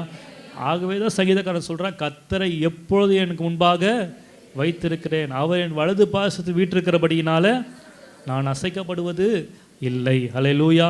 ஆமென். இன்றைக்கு இப்படிப்பட்டவர்களாக நம்ம மாறுவோம். கர்த்தர் நிச்சயமாய் நம்முடைய வாழ்க்கையில் அற்புதங்களை அவர் செய்ய உண்மையுள்ளவராக இருக்கிறார். அல்லேலூயா. ஆமென். ரெண்டாவதாக அவரை நம்புகிறவர்கள் எப்படி இருக்க வேண்டும் என்று சொன்னால், ரோமர் 4ஆம் அதிகாரம் 20-21 2 வசனங்களை வாசிக்கலாம். தேவனுடைய வாக்குத்தத்தத்தை குறித்து அவன் அவிசுவாசமாய் சந்தேகப்படாமல் தேவன் வாக்குத்தத்தம் பண்ணினதை நிறைவேற்ற வல்லவராய் இருக்கிறார் என்று முழு நிச்சயமாய் நம்பி தேவனை மகிமைப்படுத்தி விசுவாசத்திலே வல்லவன் ஆனான். அல்லேலூயா. ஆமென். இங்கே யாரை குறித்து நம்ம வாசிக்கிறோம், ஆபிரகாமை குறித்து வாசிக்கிறோம். ஆபிரகாமுக்குள்ளே இருந்த ஒரு விசுவாசம் எப்படிப்பட்டதுன்னா, மறுபடியும் இங்கே அதை தான் சொல்லப்பட்டிருக்குது, அவன் முழு நிச்சயமாய் நம்பினான். மாத்திரமல்ல, அந்த முழு நிச்சயமான நம்பிக்கையை அவன் எப்படி வெளிப்படுத்தினான் அப்படின்னு சொன்னால், அவன் தேவனை மகிமைப்படுத்துகிறதின் மூலமாய் தன்னுடைய நம்பிக்கையை வெளிப்படுத்தினான். அல்லேலூயா. முதலாவது இருமனம் உள்ளவர்களாக இல்லாமல் தேவனே செய்வார் என்ற ஒரே நம்பிக்கையோடு இருக்கிறவர்களுக்கு நம்புகிறது அவராலே வரும். ரெண்டாவதாக தேவனை எல்லா சூழ்நிலைகளிலும் அவரை துதித்து மகிமைப்படுத்துகிறவர்கள் தைரியமாக சொல்ல முடியும், நான் நம்புகிறது அவராலே வரும். அல்லேலூயா. ஆமென். இங்கே வாசிக்கிறோம், இந்த ஆபிரகாமை குறித்து நீங்கள் இதுக்கு முந்தின வசனங்களை வாசிக்கும் பொழுது நம்புவதற்கு ஏதுவில்லாத ஒரு சம்பவம், சரீரம் செத்து போனது, சாராளுடைய கர்ப்பம் செத்து போன நிலைமை, நம்பிக்கைக்கு வாய்ப்பே இல்லை. இப்படிப்பட்ட நிலைமையில் வசனம் சொல்லியிருக்குது, அவன் முழு நிச்சயமாக நம்பினது மாத்திரமல்ல, தேவனை என்ன பண்ணானா மகிமைப்படுத்த. நம்மளாம் எப்போ மகிமைப்படுத்துகிறோம் அப்படின்னு சொன்னால், எல்லாம் நடந்து முடிஞ்ச அப்புறம் தான் ஆண்டவருக்கு நன்றி செலுத்தும்படியாக தேவனை என்ன பண்ணுறோம், மகிமைப்படுத்துகிறோம். ஆனால் எதுவுமே நடக்கலை. ஆனாலும் அவனுடைய நம்பிக்கையை அவன் எப்படி தெரியப்படுத்தினான்னா, தேவனுக்கு மகிமை செலுத்துகிறதின் மூலமாய். அல்லேலூயா. ஆமென். மத்தேயு 26ஆம் அதிகாரம் 29ஆம் வசனத்தை நீங்கள் வாசிக்கும் பொழுது ஆண்டவராகிய இயேசு கிறிஸ்து நம்முடைய சீஷர்களை பார்த்து சொல்லுகிறார், இது முதல் இந்த திராட்சைப்பழ ரசத்தை நவமானதாய் உங்களோட கூட என் பிதாவின் ராஜ்யத்திலே நான் பானம் பண்ணும் நாள் வரைக்கும் இதை பானம் பண்ணுகிறதில்லை என்று உங்களுக்கு சொல்லுகிறேன். அவர்கள் ஸ்தோத்திர பாட்டை பாடின பின்பு ஒலிவ மலைக்கு புறப்பட்டு போனார்கள். அல்லேலூயா. ஆமென். பார்த்தீங்களா, இங்கே வசனம் சொல்லுகிறது, ஆண்டவர் எப்பொழுது சீஷர்களை பார்த்து ஸ்தோத்திர பாட்டு பாடுங்கன்னு சொன்னார் தெரியுமா, இதுதான் நான் உங்கள் கூட சாப்பிட போகிற கடைசி போஜனம், இதுக்கு அடுத்தது எனக்கு என்ன வைக்கப்பட்டிருக்குது, மரணம். மரணத்தை ருசி பார்க்கிறதுக்கு முன்பதாக ஆண்டவருக்கு நன்றி செலுத்தி பாட்டு பாடினார். எத்தனை பேரால் அதை பாட முடியும் சொல்லுங்கள்? நாளைக்கு டாக்டர் சொல்லிட்டாங்க இத்தனை நாள் தான் நீங்கள் உயிரோடு இருப்பீங்க அப்படின்னு சொல்லி ஒரு டேட்டை குறிச்சிட்டாங்கன்னா, அதுக்கு முந்தின நாள் நம்மளால் ஜாலியாக பாட்டு பாடிட்டு இருக்க முடியுமா? பாருங்கள், ஆண்டவர் பாருங்கள் தன்னுடைய சீஷர்களை பார்த்து ஸ்தோத்திர பாட்டு என்ன பண்ணுங்கள், பாடுங்க. இதே போல் ஒரு சம்பவத்தை அப்போஸ்தலனாகிய பவுலுடைய வாழ்க்கையில் நம்ம பார்க்கலாம். நான் ஆரம்பத்திலே சொன்ன பார்த்தீங்கன்னா, அது 27ஆம் அதிகாரத்தில் கப்பல் பிரயாணத்தில் தப்பி பிழைப்போம் என்கிற நம்பிக்கை முழுமையாக அற்று போயிற்று. ஆனாலும் ஆண்டவர் சொன்னார், அவனுக்கு ஒரு வாக்குத்தத்தம் கொடுக்குற தேவதூதன் வந்து, பயப்படாதப்பா, உங்களுக்கு வந்து பொருட்சேதமே தவிர உயிர் சேதம் யாருக்கும் வராது. இதை கேட்ட உடனே 34ஆம் வசனத்தில் நீங்கள் வாசிக்க முடியும். அப்போஸ்தலர் 27:34, ஆகையால் போஜனம் பண்ணும்படி உங்களை வேண்டிக் கொள்கிறேன், நீங்கள் தப்பி பிழைக்கிறதற்கு அது உதவியாக இருக்கும், உங்கள் தலையிலிருந்து ஒரு மயிரும் விழாது என்றான். இப்படி சொல்லி அப்பத்தை எடுத்து எல்லாருக்கும் முன்பாகவும் தேவனை ஸ்தோத்தரித்து அதை பிட்டு புசிக்க தொடங்கினான். அல்லேலூயா, ஆமேன். பாருங்கள், நம்பிக்கை தப்பி பிழைப்போம்ன்ற நம்பிக்கையே இல்லை. ஆனால் கர்த்தருடைய வார்த்தையை பெற்றுக்கொண்ட உடனே அவன் செய்கிற ஒரு காரியம், போஜனத்தை எடுத்து அவர்களை புசிக்கும்படியாக வேண்டிக் கொண்டது மாத்திரமல்ல, தேவனை ஸ்தோத்தரித்து அல்லது தேவனை மகிமைப்படுத்தி அந்த இடத்துல அதை பிட்டு புசிக்க தொடங்கினார்கள். அல்லேலூயா, சத்தமாக சொல்லுங்க அல்லேலூயா, ஆமென். இன்றைக்கு உங்களுடைய வாழ்க்கையில் நான் நம்புகிறது அவராலே வரும் என்று சொல்லி ஆணித்தரமாய் உங்களால் சொல்ல முடியணும் அப்படின்னு சொன்னால், ரெண்டாவது மிக முக்கியமான ஒரு காரியம், எல்லா சூழ்நிலையிலும் நீங்கள் தேவனை மகிமைப்படுத்துகிறவர்களாக இருக்க வேண்டும். அல்லேலூயா.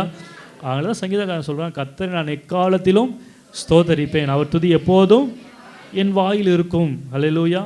அவருடைய துதி எப்போதும் என் வாயில் என்ன பண்ணும், இருக்கும், எக்காலத்திலும். சங்கீதக்காரனுடைய வாழ்க்கை, இதை சொன்ன தாவீதுடைய வாழ்க்கை பிறந்ததுலேருந்து சாகிற வரைக்கும் ரொம்ப அற்புதமான ஒரு வாழ்க்கை, சத்துருக்களே இல்லாத ஒரு வாழ்க்கையாக இருந்ததா? இல்லை. தன்னுடைய சொந்த மகனால் கொலை செய்யும்படியாக துரத்தப்படுகிற ஒரு அனுபவம், எத்தனையோ இடங்களில் வேஷம் மாதிரி போகிறான். இப்படிப்பட்ட நிலைமையில் கூட இந்த வசனத்து மூலமாக தெரிந்து கொள்ளும், எக்காலத்தில் நான் கர்த்தரை என்ன பண்ணுறேன், ஸ்தோத்தரிக்கிறேன். பாருங்கள், நம்முடைய வாழ்க்கையில் அப்படி இருக்கும். நம்ம நல்லா இருக்கும்போது கர்த்தரை துதிக்கிறது வேறு, நம்ம விரும்பாத சூழ்நிலைகளுக்குள்ளே நம்ம கடந்து போகும்போது இன்னும் அதிகமாக நாம் தேவனை துதிக்கிறவர்களாக மகிமைப்படுத்துகிறவர்களாக இருக்க வேண்டும். அல்லேலூயா, ஆமென்.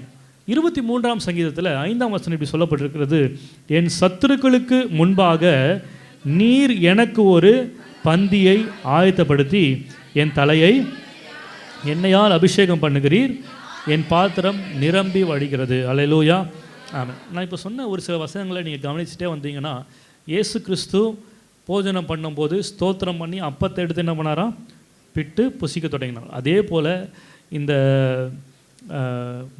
கப்பல் பிரயாணத்தில் பவுல் அப்பத்தை எடுத்து எல்லாருக்கும் தேவனை ஸ்தோத்தரித்து அதை பிட்டு என்ன பண்ணால் புசிக்க தொடங்கினான்.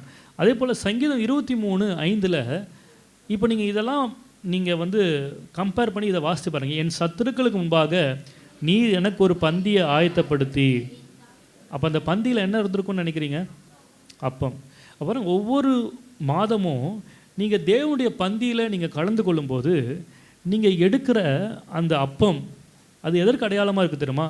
தேவனுடைய சரீரத்துக்கு அடையாளமாக இருக்குது. அது எப்படி புசிக்கணும்னா, தேவனை ஸ்தோத்தரித்து அல்லது தேவனை மகிமைப்படுத்தி, ஆண்டவரே இந்த அப்பத்தை நான் வெறும் ஒரு பிரெட்டாக பார்க்கல, இது உங்களுடைய சரீரமாக நான் பார்க்குறேன், இதை நான் உட்கொள்ளும் போது என்னுடைய சரீரத்தில் தெய்வீக சுகத்தை இருக்கட்டு, டாக்டரால் முடியாத இந்த உம்முடைய சரீரம் உம்முடைய தழும்பு என்னுடைய வாழ்க்கையில் செய்ய உண்மை உள்ளது வல்லமை உள்ளது என்பதை மனதார நிச்சயமாய் நம்பி நம்ம என்ன பண்ணணும், அதை உட்கொள்ளணும்.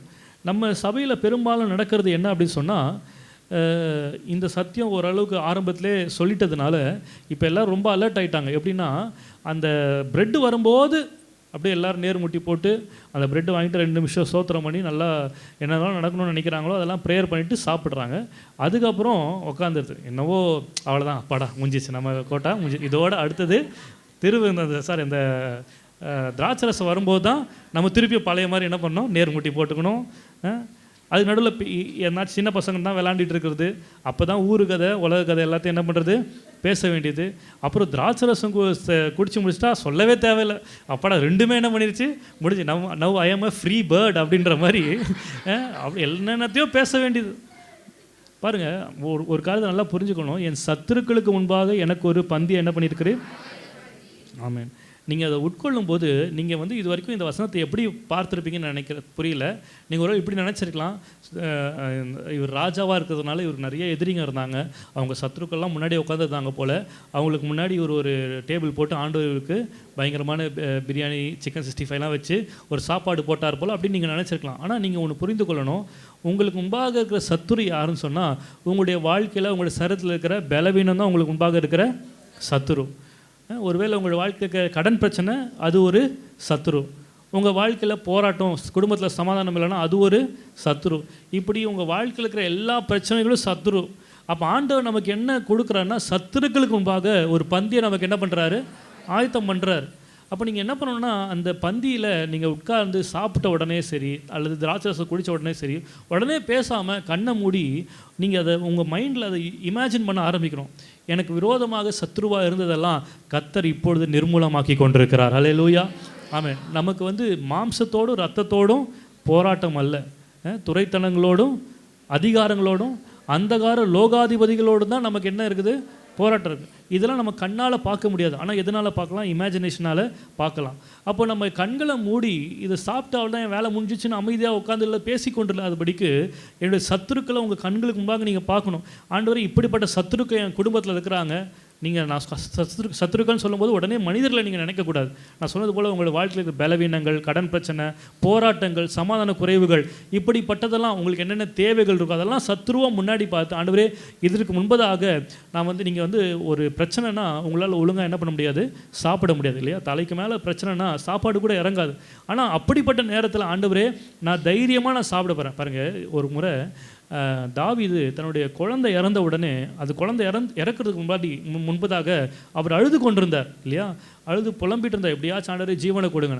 ஆனால் ஒரு செய்தி வருது, உன் குழந்தை இறந்துருச்சுப்பா அப்படின்னு சொன்னபோது, அதுக்கப்புறம் பார்த்தா அவர் ஒன்றுமே நடக்காதது போல் நல்லா குளித்து முடித்து டிப்டாப்பாக ட்ரெஸ் பண்ணி தலைலாம் வாரி மூஞ்செல்லாம் பவுடர்லாம் போட்டு அழகாக என்ன பண்ணுறாரு, நடந்து சாப்பாடு சாப்பிட்டுட்டு இருக்கிறார்.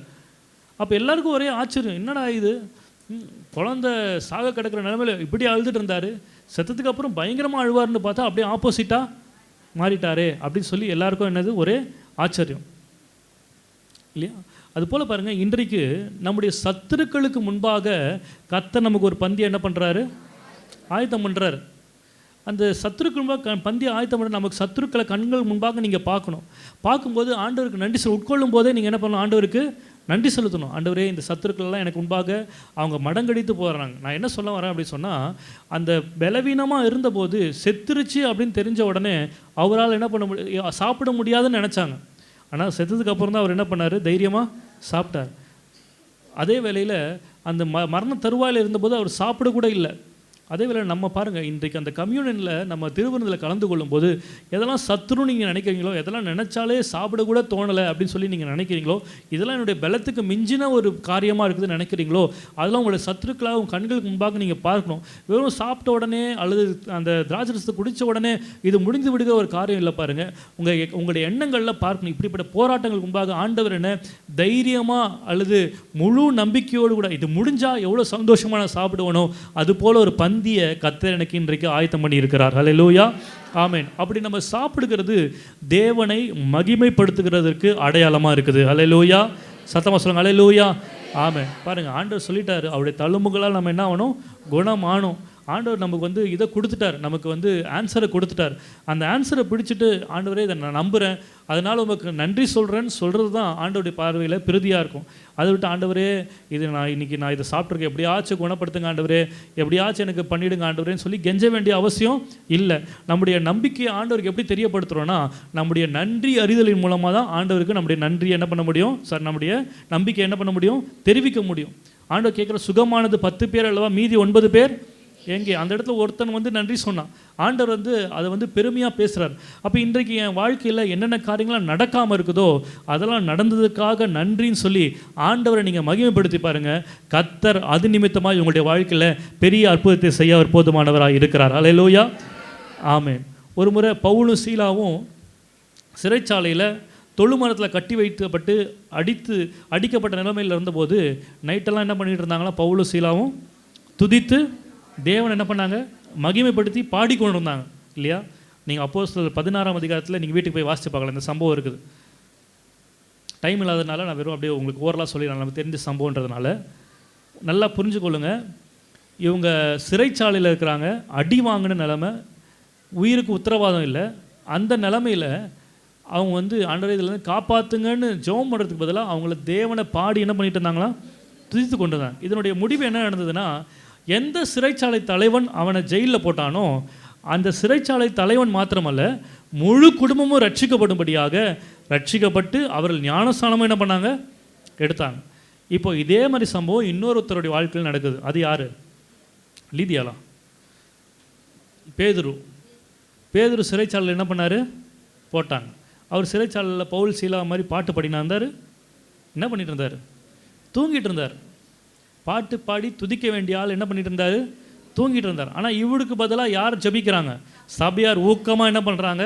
ஜெபம் பண்ணுறாங்க. சபையாருடைய ஜெபத்தை கேட்டு தேவன் தூதனை அனுப்பி அந்த சிறைச்சாலையிலேருந்து வெளியே என்ன பண்ணுறாரு? கொண்டு வருகிறார் இல்லையா? ஆனால் அடுத்த நாள் காலையில் ஜெயிலில் பேதுரு இல்லை அப்படின்னு தெரிஞ்ச செய்தியை கேட்ட உடனே ராஜா சொன்ன காரியம் என்னென்னா, யார் அந்த ஜெயில் வார்டனாக இருந்தாரோ, அந்த சிறைச்சாலை தலைவனாக இருந்தானோ அவங்க எல்லாரையும் என்ன பண்ணுங்கள்? வெட்டி போடுங்க, கொலை செய்யுங்க. பாருங்கள், இதே சம்பவம் பவுல் சீலாவுடைய வாழ்க்கையில் நடந்தது. ஆனால் அந்த ஜெயிலர் அந்த நாளில் என்ன பண்ணாரு? குடும்பமாக ரட்சிக்கப்பட ஞானஸ்நானம் எடுத்தார். இங்கே பேதுரு துதிக்க வேண்டிய ஆள் அவர் தூங்கிட்டு இருந்தார். அவரை வெளியே கொண்டு வந்துட்டார். ஆனால் அவர் மூலமாக அங்கே ரட்சிப்புக்கு ஏதுவாக இருந்த இவர் மூலமாக ரட்சிக்கப்பட வேண்டிய ஜெயிலர் மாத்திரமல்ல, அங்கே இருந்த எல்லா காவலாளிகளையும் ராஜா கட்டளையிட்டு கொலை செய்தான். அல்லேலூயா. பாருங்கள், இன்றைக்கு இது பெரிய ஒரு சத்தியத்தை நமக்கு கற்றுக் கொடுக்குது. சில நேரங்களில் சிறைச்சாலை போன்ற அனுபவங்கள் நமக்கு நேராக வரும்போது நம்ம கூட சில நேரங்களில் பேதுருவை போல படுத்து தூங்கி என்ன பண்ணுறோம்? நித்திரை பண்ணுறோம். யாரோ ஒருத்தர் பண்ணுற ஜெபத்தினால ஆண்டவர் நம்ம மேலே மனம் இறங்கி நம்மளை வெளியே கொண்டு வந்துட்டாலும் நமக்கு எதற்காக அந்த பிரச்சனையை கர்த்தர் கொடுத்தாரோ அதனுடைய நோக்கம் நிறைவேறாமல் போயிடும். அல்லேலூயா. பவுல் சீலாவை பாருங்கள், சிறைச்சாலையிலும் அவங்க தேவனை துதித்து மகிமைப்படுத்தினாங்க. அதன் மூலமாக கர்த்தர் ஒரு பெரிய ரட்சிப்பை வெளிப்படுத்தினார். இன்றைக்கி நான் சொல்கிறேன், உங்களுடைய வாழ்க்கையில் இருக்கிற போராட்டங்கள், பிரச்சனைகள் இன்றைக்கி ஒருவேளை உங்களுக்கு பிரச்சனையாக தெரியலாம். ஆனால் நீங்கள் ஆண்டவருடைய பார்வையில் நீங்கள் பார்க்கும்போது பிற்காலத்தில் இதே பிரச்சனையை பார்த்து எத்தனையோ பேர் ஆண்டவரை சொந்த ரட்சகராக ஏற்றுக்கொள்ளும்படியாகவே இந்த பிரச்சனையை உங்களுடைய வாழ்க்கையில் நீங்கள் அனுபவித்து கொண்டிருக்கலாம். அல்லேலூயா. ஆகவே அந்த சூழ்நிலையிலும் நீங்கள் கர்த்தரை துதித்து பாடி மகிமைப்படுத்தும் போது கர்த்தர் நிச்சயமாக ஒரு பெரிய ரட்சிப்பை உங்கள் மூலமாய் கட்டளையிட அவர் உண்மை உள்ளவராக இருக்கிறார். அல்லேலூயா. சத்தமாக சொல்லுங்க, அல்லேலூயா. ஆமென். ஆகவே தான் இந்த காலைவேளையில் நான் சொல்ல விரும்புகிற ஒரு காரியம், நம்ம நம்முடைய நம்பிக்கையை தேவனுக்கு எப்படி தெரியப்படுத்தணும் அப்படி சொன்னால் நம்ம தேவனை மகிமைப்படுத்துகிறதின் மூலமாக. அல்லேலூயா. முதலாவது குறிப்பு சொன்னேன், நம்ம இரு மனம் உள்ளவர்களாக இல்லாமல் ஒரே மனம் உள்ளவர்களாக இருக்கும்போது, நம்மை பரிசுத்தம் பண்ணி கொள்ளும்போது நம்ம தைரியமாக சொல்ல முடியும், நான் நம்புகிறது அவராலே வரும். ரெண்டாவதாக நம்ம எல்லா சூழ்நிலையில் பிரச்சனைகளின் நடுவில் சிறைச்சாலை போன்ற அனுபவமாக இருந்தாலும் அதன் நடுவிலும் தேவனை பாடி துதிக்கும் போது நாம் தைரியமாக சொல்ல முடியும், நம்புகிறது கர்த்தராலே வரும். இன்றைக்கு ஏதாவது ஒரு காரியத்தை கர்த்தர் நம்முடைய இருதயத்தில் உணர்த்தி இருப்பார் என்று சொன்னால், இதில் நம்ம தவறுகிறோம் என்று சொல்லி ஆண்டவர் நம்மோடு கூட பேசியிருப்பார் என்று சொன்னால் இன்றைக்கு நாம் அர்ப்பணிக்கலாம். ஆண்டவரே, இந்த காரியத்துக்கு நான் அர்ப்பணிக்கிறேன் என்று சொல்லி நம்ம கர்த்தருடைய சமூகத்தில் ஒப்பு கொடுப்போம். நம்ம தைரியமாக சொல்லணும், நான் நம்புகிறது அவராலே. எத்தனை பேர் நம்புறீங்க? நான் நம்புறது அவராலே வரும். அல்லேலூயா. ஆமென். நம்ம விசுவாசத்தில் உறுதியாக தைரியமாக இருப்போம். இருமனம் உள்ளவர்களாக இல்லாதபடி ஒரே சிந்தையாக இருப்போம். கர்த்தர் நிச்சயமாய் நம்முடைய வாழ்க்கையில் அற்புதங்களை செய்வார். அல்லேலூயா. அது தாமதிப்பதில்லை, அது நிச்சயமாய் வரும். கர்த்தர் நிச்சயமாக அவருடைய வார்த்தை நிறைவேற்ற உண்மையுள்ளவராக இருக்கிறார். அல்லேலூயா. ஆமென். ஆகவே கர்த்தர் இந்த வார்த்தையின்படி நம்மை ஆஸ்வதிக்கும்படியாக இந்த வார்த்தைகளை நம்ம அர்ப்பணிப்போம்.